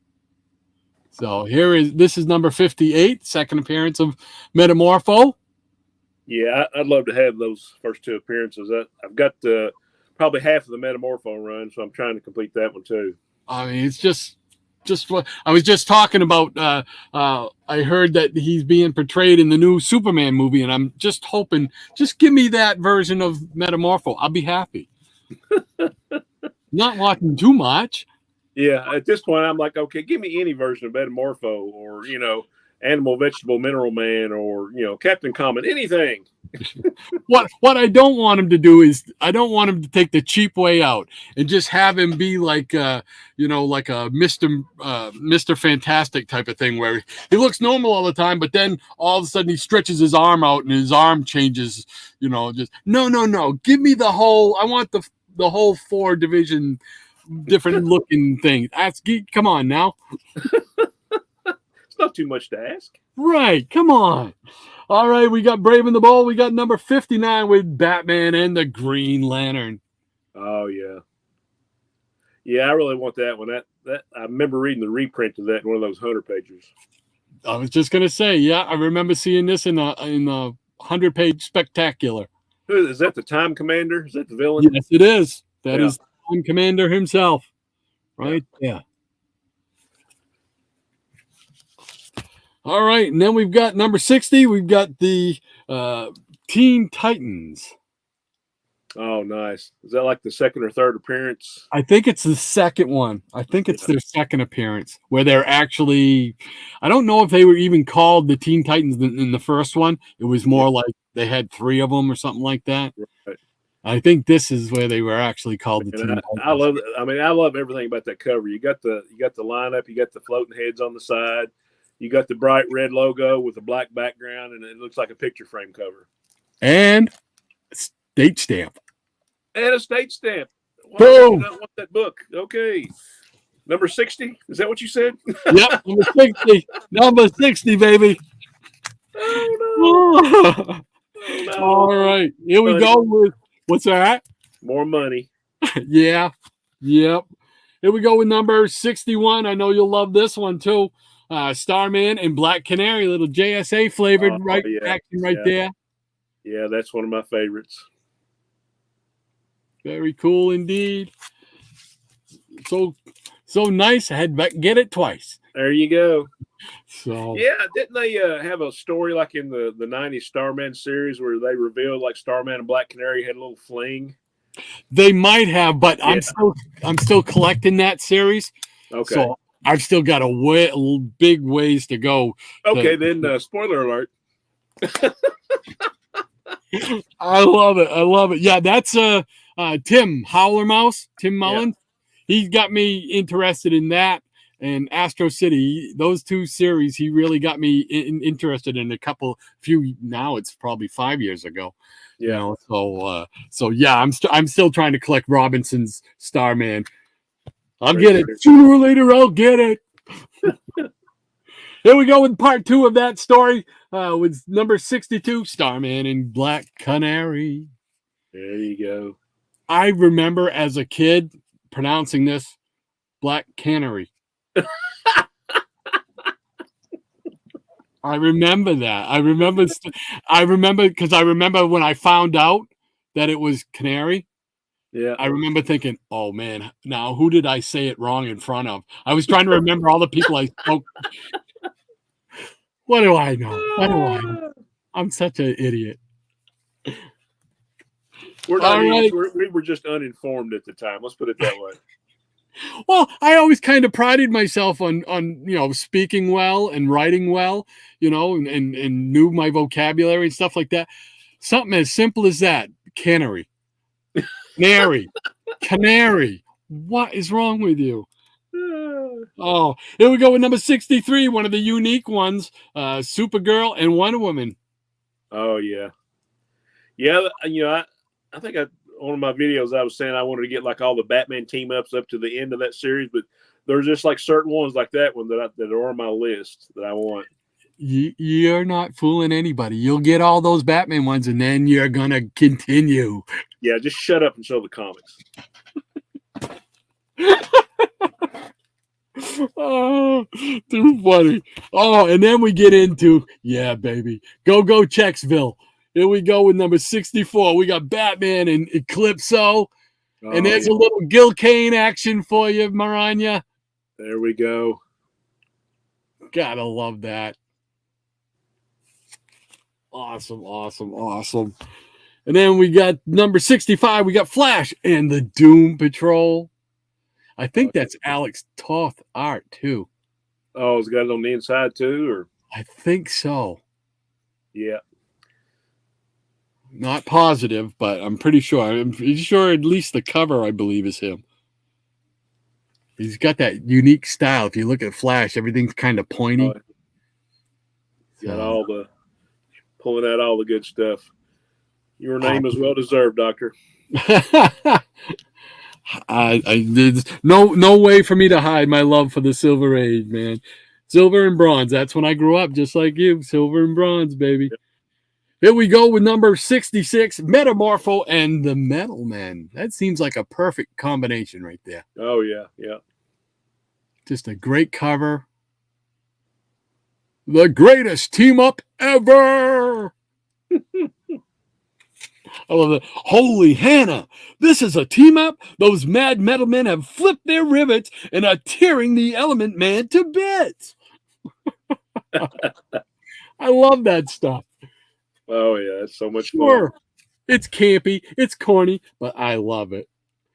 Here we go with number 67, featuring Batman and my DC guy, The Flash. Little Carmine Infantino action. Oh, yeah. Great stuff. Very cool indeed. And Metamorpho returns once again, number 68, with Batman and Metamorpho and the Bat Hulk. Oh yeah, the Bat Hulk. The Bat Hulk. It's like, you're crazy. And the Metal Men return right after that, with number 74 with Batman and the Metal Men. Yeah, I just recently got that one. That's a great book. Just fun stories. Haney, he takes a lot of grief for not being a continuity guy or whatever, but that stuff was just fun reads. Right. And here we go. This is one of my favorites. This is one of the first Brave and the Bolds that I remember seeing, aside from the Go-Go Checks ones. Number 75, Batman and the Spectre. And I just posted this on Instagram a couple days ago.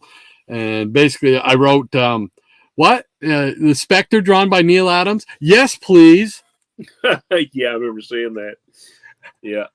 That is just, I couldn't get enough of Neil Adams' version of Spectre. It's just so cool. And I just like what they did, like they put the logos together on the side. And I love that when they did that.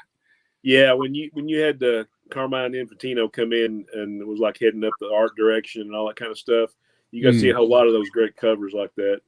Yeah, I mean, it's just neat. And of course, I mean, I'm a Neil guy, so Neil Adams guy, without a doubt. Here we go with number 76 with Batman and Plastic Man. Oh, yeah. Love Plastic Man.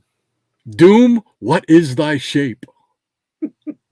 That sounds like a Marvel cover. Yeah. Thigh. This one here, I remember seeing in a little convenience store. And I keep trying to jog my parents' memories to tell me what the name of the store was, but they can't remember it. But I remember going in there and I was knee high to a grasshopper. But I remember looking this on. It was on like a metal rack that they had, just a regular rack that's not a spinner rack, but a regular rack. And I remember being eyeball to eyeball and wanting this comic. Oh yeah. Yeah, I think I just picked that one up pretty recently. It was just like very cool because I both of us, we're big on the secondary characters, and the Atom. I wanted more Atom. Very cool indeed. And then we got number 78, Batman and Wonder Woman with the third guest star, Batgirl. Oh, there we go. Yeah, that's one of my favorite stories. I remember that was in a 100-pager as a reprint. Mm-hmm. And I always just loved, it kind of had Wonder Woman and Batgirl fighting over Batman. And, of course, he's trying to beat the villain. So, what is wrong with you girls? And I'm thinking, why aren't you enjoying that more, Bruce? In the coils of the Copperhead. Great cover. Yeah, I never had two girls fight over me. What's wrong with you? And then this was a continuation of what I consider one of the best storylines in the Silver Age, the story of Dead Man. Oh yeah, yeah. In Strange Adventures, and this is Brave and the Bold number 79. It's the continuation of that story with Batman and Dead Man as they meet up with the Hook. Yeah, I first read that. It was in a reprint in Super Team Family. Oh yes. And later on, I was fortunate enough to get the whole Bob Haney and Neil Adams run on Brave and Bold. Yeah, that run and the Strange Adventures run, the Dead Man, and the Green Lantern run was like three that I was like, okay, before I die, that is three that I'm going to have to complete, and I was able to complete them all here recently. Oh, so awesome! Yeah, because the Dead Man story, that original story arc, and of which this is part of, just tremendous. It's one of the best written stories I remember. Oh yeah. Another one of my favorite covers, number 80, Batman, and a great character we both love, the Creeper.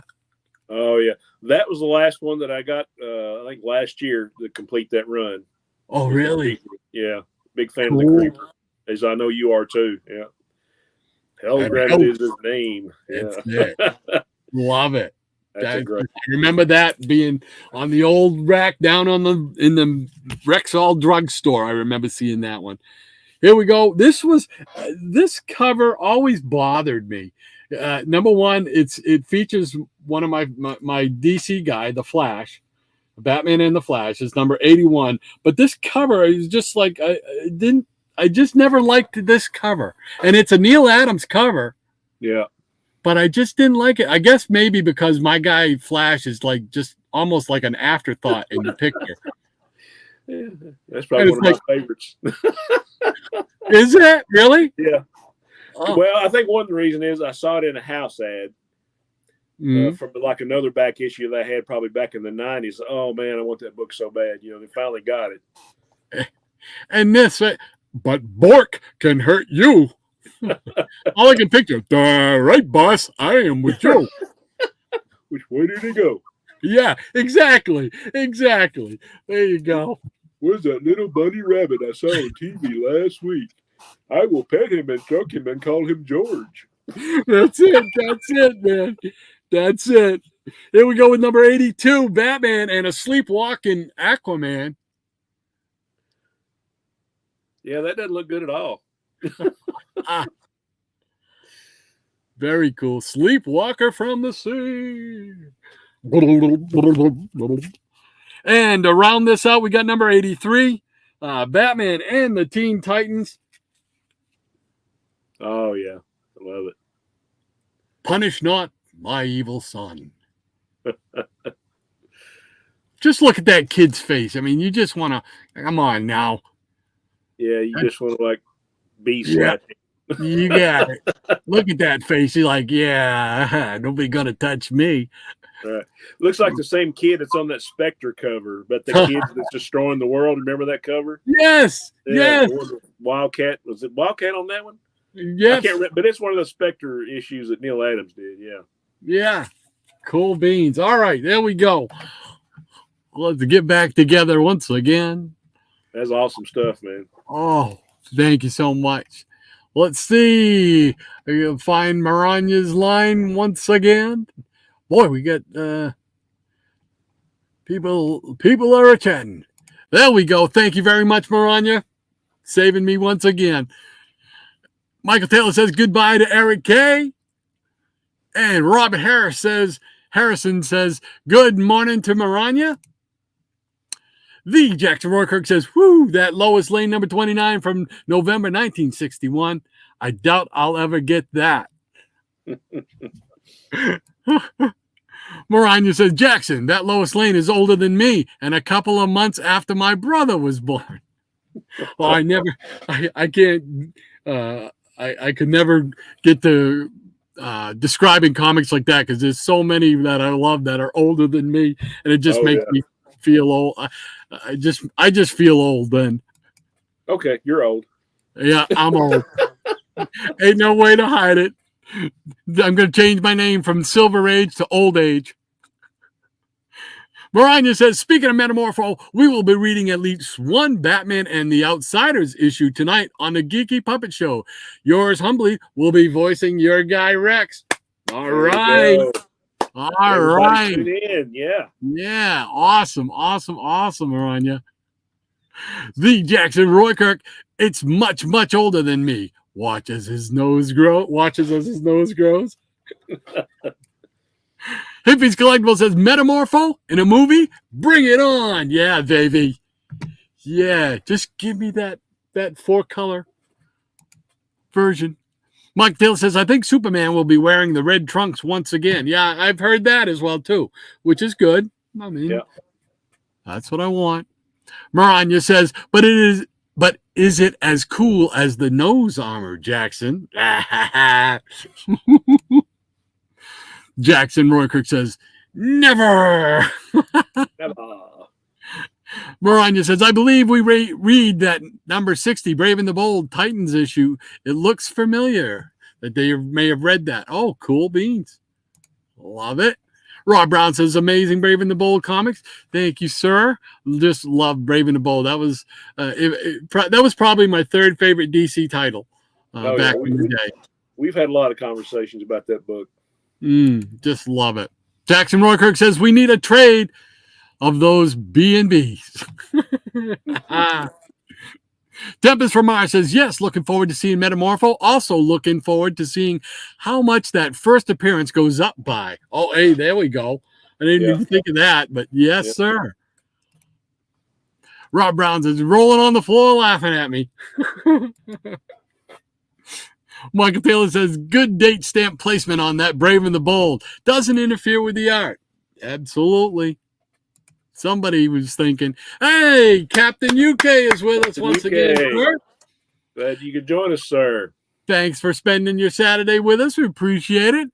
He says, hi, everyone. Sorry for the lateness. Had a 20-minute drive each way for Free Comic Book Day. There you go. Hey, enjoying Free Comic Book Day. There you go. You got to have priorities.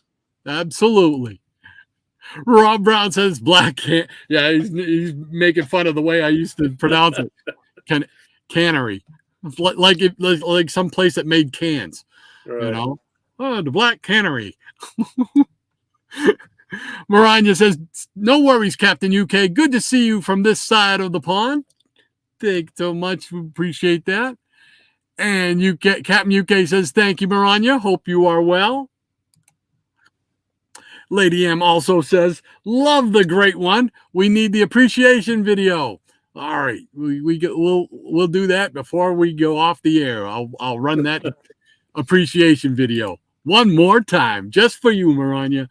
And she also says, I am doing well, thank you. I hope you and yours are also doing well. To the Captain UK. Mike Taylor says, very cool Batman Eclipso. I like how Batman is drawn on that cover. Yeah, that's Gil Kane right there, baby. Rob Brown, Metamorphosis, love it. Yes, sir. Captain UK says, yes, thank you, Maranya. We are blessed. And Rob Brown says, Metamorpho. Yeah, we love Metamorpho. Lady M, I forget where I first ran into Metamorpho in the comic books, but I've always dug the character. I'm honored to get to voice him. Oh, that's cool. Yeah, I always liked him. He was just one of those obscure, like we've talked many times, those obscure third-tier characters, you know. Rob Brown says, gosh, Rod, those books do look fun. Yeah, they are. That's the best way to say it. They are fun. The Bob Haney fun. I think talking about Metamorpho, I think the first time that I remember seeing him, it was probably in a reprint in a 100-pager somewhere. And then I remember they did a first issue special with him on it. And you probably also remember him in World's Finest 100-page spectacular. He did. Yeah, that was my favorite World's Finest issue, the 226, The Freak That Never Fails. I knew you had it. I knew you had it, brother. Yeah, I knew you had it. Ranger Sly says, sorry, Rod. Alex Toth didn't draw that Flash. Oh, okay. Brave and the Bold. But he did draw the Flash Atom team up. Maybe that's where I was getting confused. Thank you so much, Ranger. I appreciate that. He says both cool issues in any case. Well, thank you, sir. Oh, yeah. Awesome. Michael Taylor says, I like how Adams draped the cape over Batman's body. Yeah. He was the first one that really utilized Batman's cape. And then, of course, who was it? McFarlane got a lot of he credit. Got crazy with the cape. Yeah, exactly. The Gray Man says, so many great Batman that I still, Brave and the Bold, that I still need. I spent some money on Free Comic Book Day, though. Spending money on Free Comic Book Day, and they're supposed to be free. Yeah, but the good stuff isn't free. There you go. Exactly.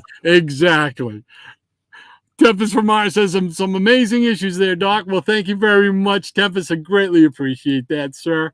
He says, Bork. Yeah. Bork. All I can think of is the Swedish chef, you know.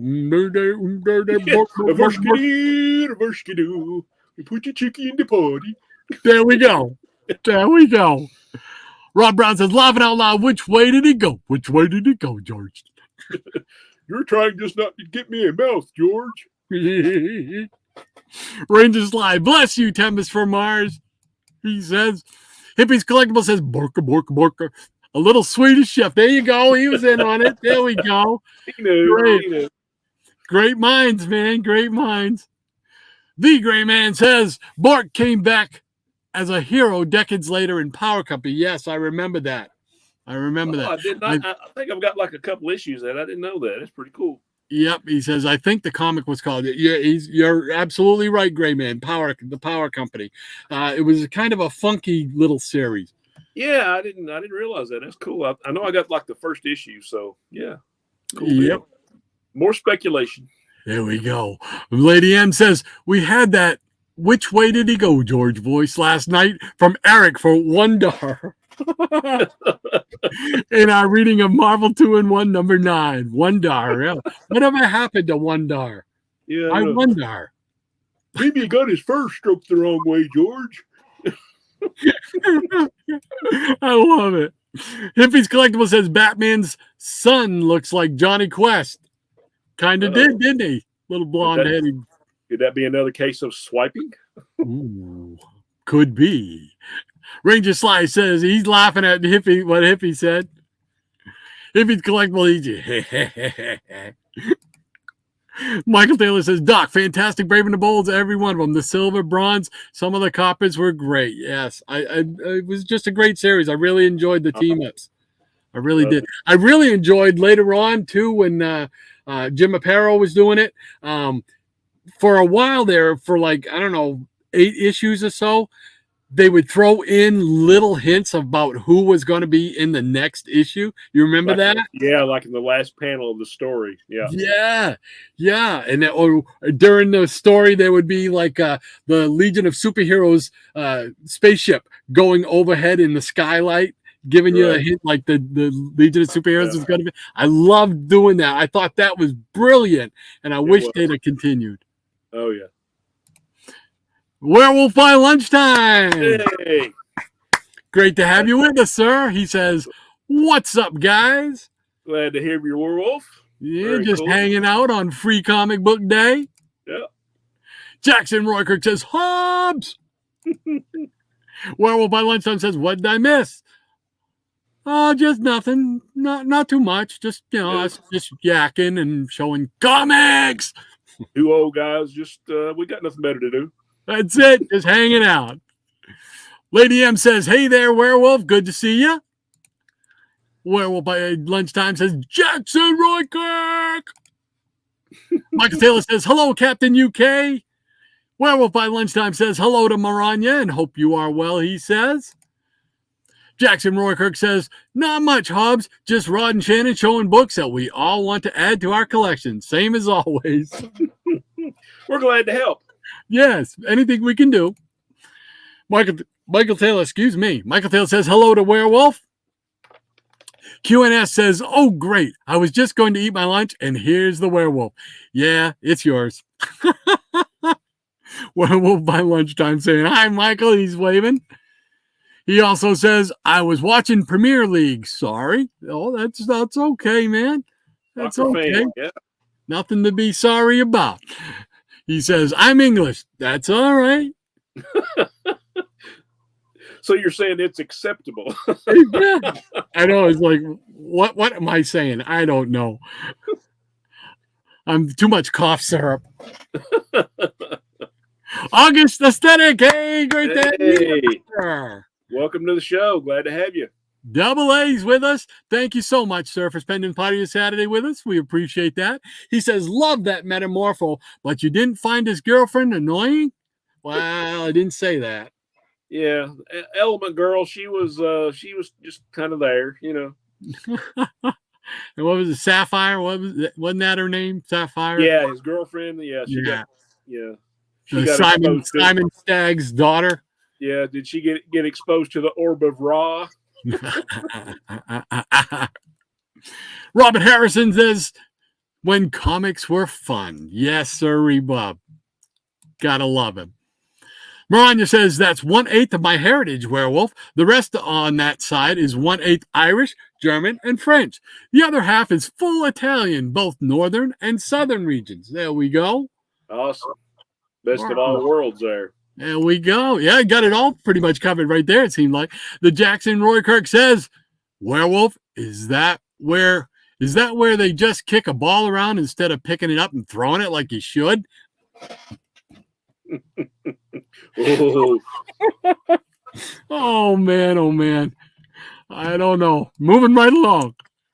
Maranya says, August, Sapphire Star was a bit annoying. Yes, old Sapphire. Joker 68. Hey, Kurt. good to see you, Joker. Yeah, great to have you with us, sir. Hope everything is going well. He says, good morning, guys. It's been a long time. I just wanted to say hello. Well, it's great to see you, Kurt, or hear from you, Kurt. Absolutely. Great to have you with us, man. Awesome. Rob Brown, he says, well, Bernie went nuts with Batman's cape before Todd. That's true. Yes, he did. Yep. Good call. Good call, Rob. Good call out there. Yeah. Keep us honest. Maranya says, good morning to you, Joker 68. Yeah. Werewolf by Lunchtime says, it's called handball, penalty, goal. Handball, penalty, goal, Jackson. There we go. And Joker 68 says, good morning to Maranya. And Rob Brown says, Wondar always confused me when I was young, laughing about it. I just did get it. Yeah, I'm with you. I think he means it just didn't get it. Yeah. There we go. Yep. And Werewolf by Lunchtime says, I'm not sure of my heritage, Maranya. Really need to look into it. I think, what was Larry Talbot? I don't know. Jackson Roykirk says, yeah, that outfit that Reed made for Thundar, rather, didn't, maybe it is Wondar, didn't make it easy to take him seriously. Yes. Yeah, I agree with you there. Thundar the Barbarian? No. Wondar the Barbarian. Maranya says, fun fact, the comic book version preceded the He-Man action figure line version of the character of the same name. Wondar was a Wonder Bread He-Man knockoff. Yeah, I remember that. Oh, wow. Cool beans. Good facts. Ha ha. Captain UK says hello to Michael Taylor. And Jackson Roykirk says, Wondar. Oh, yeah, we got you. We got you, Jackson. We were with you. Tempest from Mars says, Metamorpho had some pretty good appearances in Justice League Europe as well. Yeah, I liked it when he was, part of that funny group. Yeah, didn't him and Sapphire have a baby in that series? I believe they did. Like the Metamorpho baby. Yep. Yeah, I seem to recall something about that. Wow. Yeah. It's been a long time, though. But that's a great run right there. Michael Taylor says hello to Joker 68. And Joker 68 returns it by saying hello to Michael. Werewolf by Lunchtime says hello to Deanne, Mrs. Werewolf. Oh, okay. Deanne says hello to Deanne, Mrs. Werewolf. She is watching. Well, hello, Deanne, Mrs. Werewolf. Great to have you watching as well. Thank you so much. And Maranya says hello to Deanne. I hope I'm pronouncing that right. If I'm not, forgive me. And QNS says, Shannon, it's Derby Day, 150th. 150th, yep. And Jackson Roykirk. I'll be right back. Okay. Jackson Roykirk says, good morning to Mrs. D. To Ms. D. Michael Taylor says, I think there was a part that was cut from the Wolfman movie where he fought a bear. The original Wolfman movie with now I can't think. I just think of Larry Talbot. I can't think of the actor. Lon Chaney. Yeah. Lon Chaney. Love that movie. The Gray Man says, hi, D. Werewolf by Lunchtime. Spot on pronunciation. Oh, thank you. Thank you. Thank you. And Eric Breen says, hello, Deanne. I can't do it well. You want to jump in and take some? Sure. All righty. My voice is going. And the Gray Man says, good day, D. Gubber Walamba Wooga. What is that? I do not know. That is, I want to know. There's a story there. There is a story there. And miss seeing you guys on Friday nights, Saturday mornings on Genome shows. Mm. And Werewolf says, D says, hi, Gray. Rob Brown says, yep, bear scene was cut. Ooh, from the werewolf movie, Wolfman movie. And August Aesthetic says, was there a jail issue where Green Lantern tried to use his ring to change Metamorpho to normal? I don't know about that. You know, Rob? I'm trying to remember. I can't. One doesn't come right to mind. But I mean, that doesn't like a Silver Age issue, because he was in a couple, like one or two Silver Age issues. He was in the Justice League, but it was more. They wanted him to join up. Yeah, he didn't want to join it. He says no. Right. Yes. Yeah. That one sticks out in my head, but I don't remember the Green Lantern trying to change him back. But that could very well be, and it's just dropped out of my memory. So I'm not going to say no. And Michael says, yes, the original Wolfman, Doc. Cool beans. Love that. All right. Michael says, Creighton Cheney. Creighton Cheney. Creighton Cheney? Crichton, or it might be Creighton. Is that an actor or something? I'm guessing, you know. Yeah, because I'm Lon Chaney. I know Lon Chaney. Yeah. Creighton. I used to work with a fellow by the name of Creighton. And Tim said, yes, but that baby was toxic. That Metamorpho, yeah. Yeah. And Werewolf says, D is laughing at Gray's retort. And Joker68 says, I have a sketch of the werewolf by David Atkins done in black and gray tones. Awesome. Oh, cool. And Hippie says that was his real name. Okay, Lon's real name. Creighton. Oh, I did not know that. Yeah, it's a great fact. Yeah. Yeah. Wow. Always learn something here. Always yeah. learn, man. I love that. That's Creighton. I did not know that. That's awesome. And yeah, I knew Rob was going to chime in here. Says, yeah, Creighton Cheney is Lon Chaney's Jr.'s son. The studio dubbed him Lon Chaney Jr. Probably to capitalize on his name. Yeah, the father's name. Cool beans. All right, I think that catches us up with the peanut gallery. You want to do a little lightning round? You got something? I do a little lightning round. Okay, why don't we do that? And they were wishing us a happy 150th Derby day. It worked since we're the official bourbon of the Kentucky Derby. We got a swag bag full of stuff. I don't know. It was like a big bunch of merch. There was like a cutting board and some speakers and a brass mint julep cup. And we got our 150th Kentucky Derby bottle. Oh, wow. Look at that. And it's autographed by our master distiller, Elizabeth McCall. Oh, so nice little bottle there. And and actually helped bottle this run, because there's like a laser coat on the back. I don't know if you can see that or not. It's kind of hard to see, but it'll tell like what day and what time and what line you're running on. So yeah, we were part of the ones that ran this run of it. So just it's a great place to work. Not a huge drinker, but it's kind of nice to have the stuff. So I'm not really I probably watched the Derby maybe 5 times in my life. You know, it's a 2-minute race. There's a big bunch of hoopla about it. I get it. But just never was really that into it like a lot of people are. So I didn't want to be in downtown Louisville today. Let's put it that way. So, all right, let's show a little, another stack of stuff here. How about some Machine Man? Oh, there we go. One of my favorite characters. Cool. Showed up in the series 2001. There's another copy. Excellent. And number 2, just a lot of good Jack Kirby goodness and fun. Neat. Another number 2. Another one of those series that doesn't get enough recognition. Yeah. Here we have number 3. Yeah, you're absolutely right. From across the universe comes the malevolent menace of 10-4, the Mean Machine. Does he have his own CB radio? 10-4.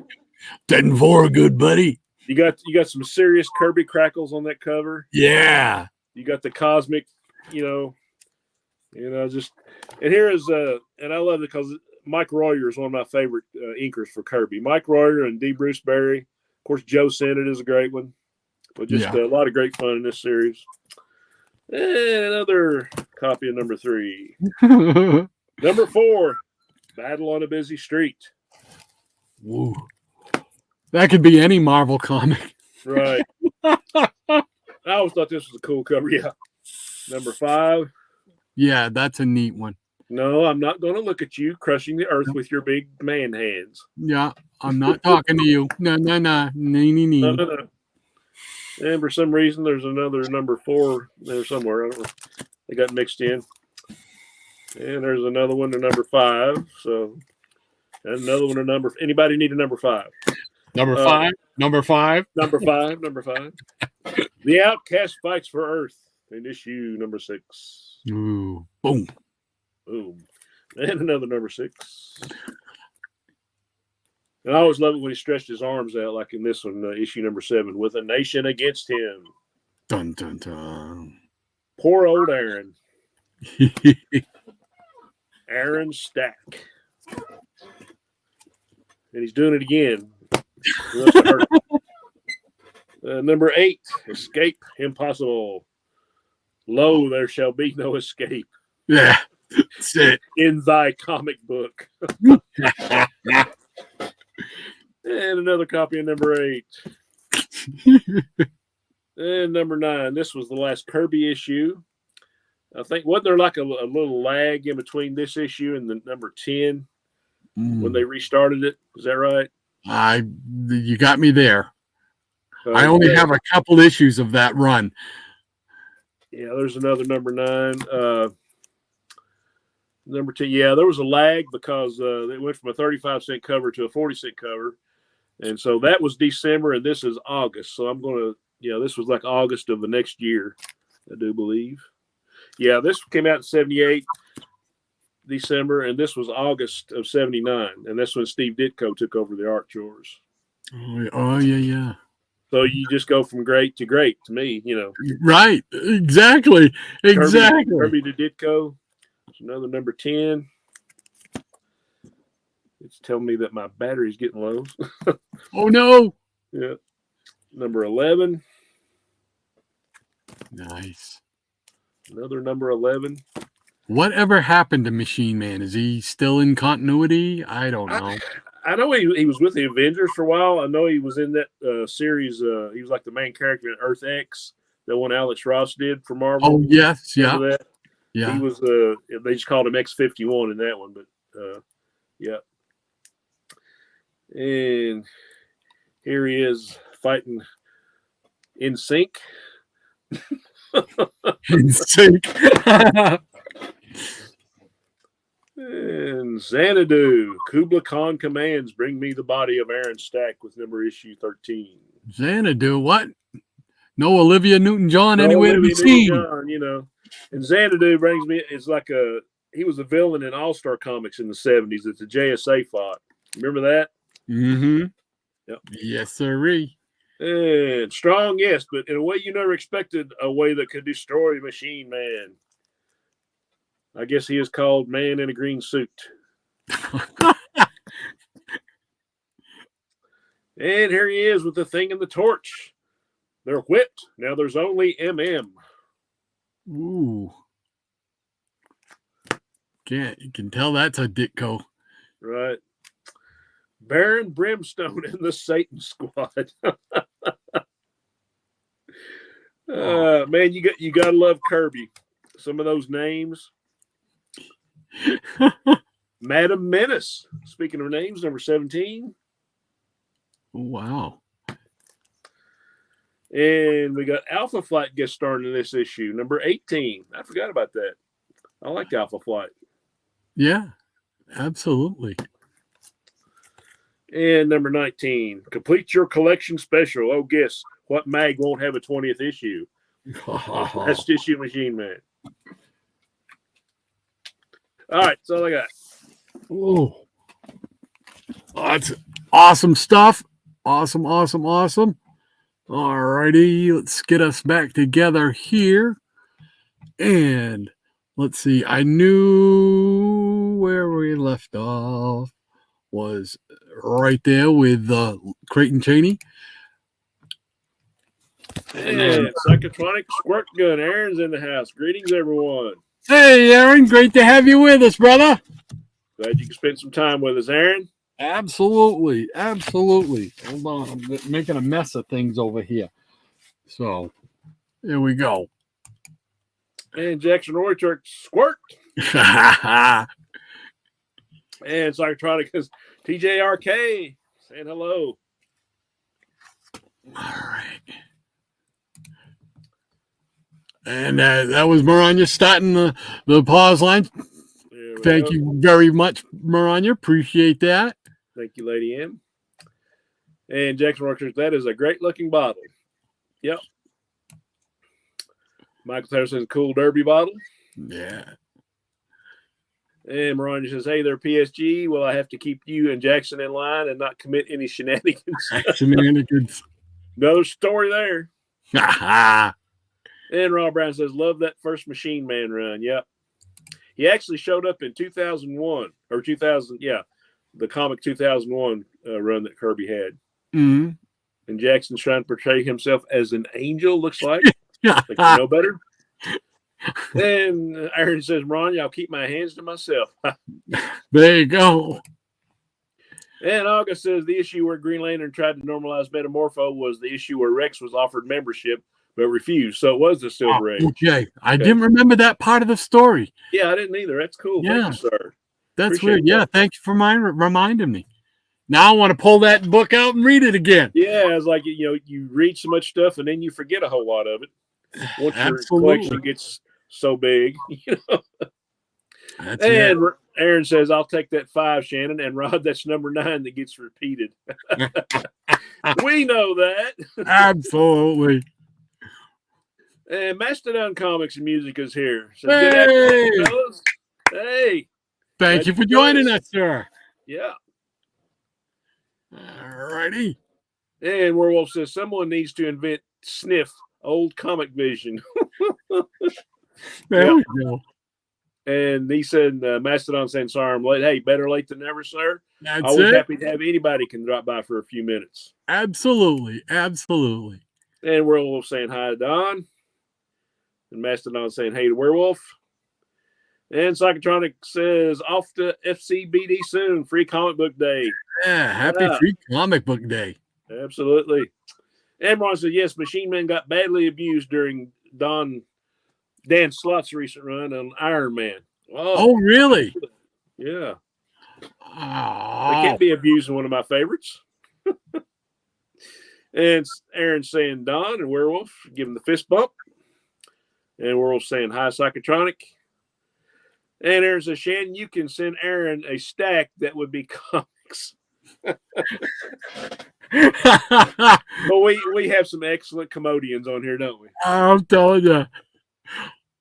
And TFM says Hasbro did a Machine Man figure a while back. He came with the extendable arms. He was also part of Next Wave Agents of Hate. Okay. I've never heard of that. No, I've never heard of it. Really? They did an action figure? Yeah, I didn't know either. Wow. I'd like to have one of those. Yeah. Yeah, now I want to hunt that down. Yeah. Oh, let's write that down. I'm telling you, there we go. More money. More money. More money. Holy mackerel. And Brian is saying, good to see you, Mastodon. And he says, hi, Ron. Hope you're well. And Aaron says, Ron, I'm not the biggest slot fan. And Michael says, never liked that Toys R Us banner on comics. Oh, on the top of the comic. Right. Yeah. And Ron says, I'm doing well, thanks. Oh, very good. And Mastodon says, Shannon, are you going to Heroes Con? I don't think so. I had planned to go a couple of years ago, and that kind of fell through. And I probably, I haven't made any plans to go to this one. That's one in North Carolina. But, yeah, because I got a lot of music stuff coming up, so I'm not going to be able to make it. So I'll probably just have to have my own traveling Comic-Con here at home. And Michael says, cool Machine Man, Shannon. Thanks, sir. Yeah, they were neat. And Ronnie says, neither my PSG. He done my guy Iron Man wrong during his run. He also did Spidey dirty. I've not heard good things about the slot guy. As far as a lot of older fans like us, they don't like his style. I don't know him that well, or that his style or whatever. I kind of like some of the Spider-Man stuff he did. Some of the other stuff, not so much. And it was collect what you like and love what you collect. Peace. Yeah, Peace, yeah. Have a great weekend, buddy. Yes, take care, Tom. Appreciate it.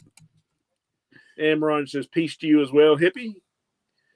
And August says, did Lady M say she did Metamorpho's voice? What channel is that? That's on Geeky Puppet Show. They do readings of comic books. And you gotta, not only do you have to go and watch them, but jump in and participate. They'll let you read, give you a character to read from the book. But Geeky Puppet Show, and they do it Friday, Saturday, Sundays, 8:15 and 9:30. There's 2 readings per night, if I'm not mistaken. Maranya will definitely correct me, I'm sure. I see she's already got the channel up there. We'll get to that in just a second. So here it comes. Stay tuned, Double A. You'll get your answers. And Michael says, great show. Had a blast. Doc Shine and Pet Gallery. Have a great weekend and upcoming week. Thank you so much, Michael. Thank you very much. Appreciate that, sir, as always. There we go. Right there. Give you the link to the Geeky Puppet Show channel. So people take heed, screenshot that, write it down, whatever you need to do. But definitely check it out. I've watched a bunch of those. I wish I could keep caught up, but where there's so many, and my weekends are kind of hit and miss as far as being able to watch videos. But definitely a great show. There's just so many people putting out great videos right now. Yeah. I mean, it's hard to keep up with it. There you go, Double A. Absolutely. And Bob is saying, so long, Half-Bloods. See you, Bob. Thanks for being here, buddy. Yes, thanks so much, Bob. Appreciate it, sir, as always. Have a great rest of your weekend. And Michael saying, hello, PSG. And Maranya saying, take care to Robert. And Werewolf says, my cat Rico says, meow. Another cat. You got to love the cat, people. That's it. Give Rico some treats. Right. And Maranya saying, meow to Rico. And Jake says, meow, he's a pretty boy. And Captain UK says some great Ditko covers on these. And Werewolf says, I will send the Rico love, guys. There we go. And Masterson saying, later, hippie. And Triple C says, take care, everyone. See you soon. He's going to be upcoming on YouTube. So everybody tune in. Everybody check out his channel. Get some great comics. His claim sales, claim auction. Great cool stuff. Beat. And Rob Brown says, I admit I really like the new Spider Boy. Didn't really care for his origin, but the design is awesome. Good deal. I'm not familiar with the character yet, so I have to do some research. And Maranya says 8:15 and 9:30ish. EST Friday, Saturday, and Sundays, and 10 p.m. EST on Monday nights. Holy mackerel, they keep expanding. Yeah, a lot to keep up with. I guess so. And Double A says, in addition to Machine Man, how about the other mechanical man, namely Robot Man of the Doom Patrol? He was great too. There you go. Wouldn't that be a good team up? Yeah. Versus battle. Yeah. Wouldn't it just be neat to have like a series where just random heroes from DC, Marvel, whatever? That would be so cool. Yeah, I think Rob Brown might have posted a picture like somebody did a kind of a mashup of Man Thing and Swamp Thing going at each other. And I said when they were back doing the Marvel versus DC thing years ago, amalgam, that was a missed opportunity right there. And same with just like I said with Machine Man and Robot Man, that would have been another great one. Yeah, you would have thought that's a no-brainer. Yeah. So we're on our own little second and third tier country here, Rob. Like a lot of our friends on here. Absolutely, man. And Maranya says, take care, Triple C. And Jackson says, I'm heading out as well. Folks, have a great free comic book day, Star Wars, horse racing day. Thank you, sir. You as well. Thank you so much for hanging out with us, Jackson. We appreciate it, sir. Have a great rest of your weekend. Absolutely. And Ronnie's saying, take care to Jackson. And she's saying also, take care, Rod, Shannon, the Peanut Gallery, nuts of the day, and everyone else in the studio ought to stay safe. Maranya, thank you once again for running herd on us, keeping everybody in line. We greatly appreciate it, as always. Enjoy the rest of your weekend as well. Absolutely. And World says, you around for slingers, Jackson? Talking about cover slingers? Yeah, cover slingers on Gray Man's channel. Great coming stuff. up this afternoon.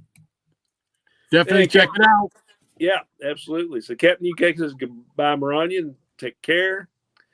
And Maranya says, Monday nights we've been reading DuckTales, Darkwing Duck, and Disney books, including now Rescue Rangers and so on. Awesome. Oh, cool. Excellent. And Michael says, Shannon, just wondering, did you see all of our answers to your question last Saturday? No, I haven't got to go back and see all those. Yeah, I hate that I missed that because, I was like, okay, well, how about this? And then I didn't show up. So I need to go back and review that, Michael, but I will. Oh, it's awesome. Awesome. Yeah, everybody was great help answering that question. Yeah. I think that catches us up with everything. So, I mean, the only thing I wanted to show a couple of little things. This right here is it's a little action figure of the comet. Oh, nice. Where'd you find that at? At the Full Moon Collectibles. Oh, cool. At the Fox Run Mall in Newington, New Hampshire. Yeah, you don't come across these, and they're kind of pricey, Nice. So I saw this one. I said, I gotta have it. They've got one of the Web, I believe, there still, and I'm eyeballing it every week I go. So yeah, I told you about the great haul I got coming from Nucadia. Yeah, I got it's like an issue from it's like a series from the 2000s. I got like the first 4 issues of the Web coming in. Oh, cool. You know how we are about the old Archie Crusaders characters. Yeah. Nice. I also picked up this little new Hulk figure. Right. Me, it's a Hulk. I gotta try and get it. So it was relatively cheap. It's under $10, I think. So there you go. Nothing wrong with that. And then, of course, everybody knows this is out and available now, I think. The part 2 of Justice League Crisis on Infinite Earths. Nice. Part 2 of 3, right? There's 3 total parts. Yeah, right? I think the next one's coming out this fall, the last chapter. So I can't wait to sit down and have a moment to watch this. Good deal. So I'm psyched about that. So I think that pretty much does it. I've got to do this because I promised Maranya that I would. Oh, little Gil Kane right there. There we go. So you know what that means. I promised her I would do the Gil Kane alert. So here we go.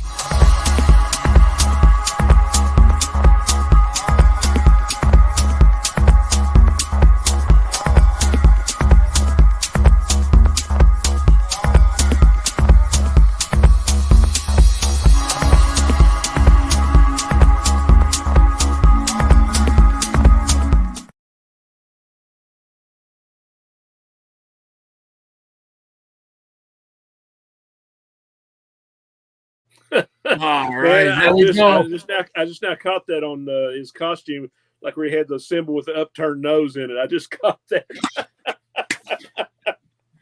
It's good stuff. Gotta have some fun with it, right? Yeah. So, all right, we got a few more in the chat here. We've got Gray Man who's saying cop covers today as part of Cover Slingers. He says vote Gray in the jury. So he's already looking for your votes, folks. So definitely, if you get a chance this afternoon, check out the Gray Man's channel as well. You got Cover Slingers, always fun to watch. Always. Tempest from Mars, he says, I've got a few of those figures, Doc. Nice. Yeah, they're hard to come by. You don't see them really out in the wild, I guess is what they say. Mike Taylor says it's packaged like the old rack toys. Yeah.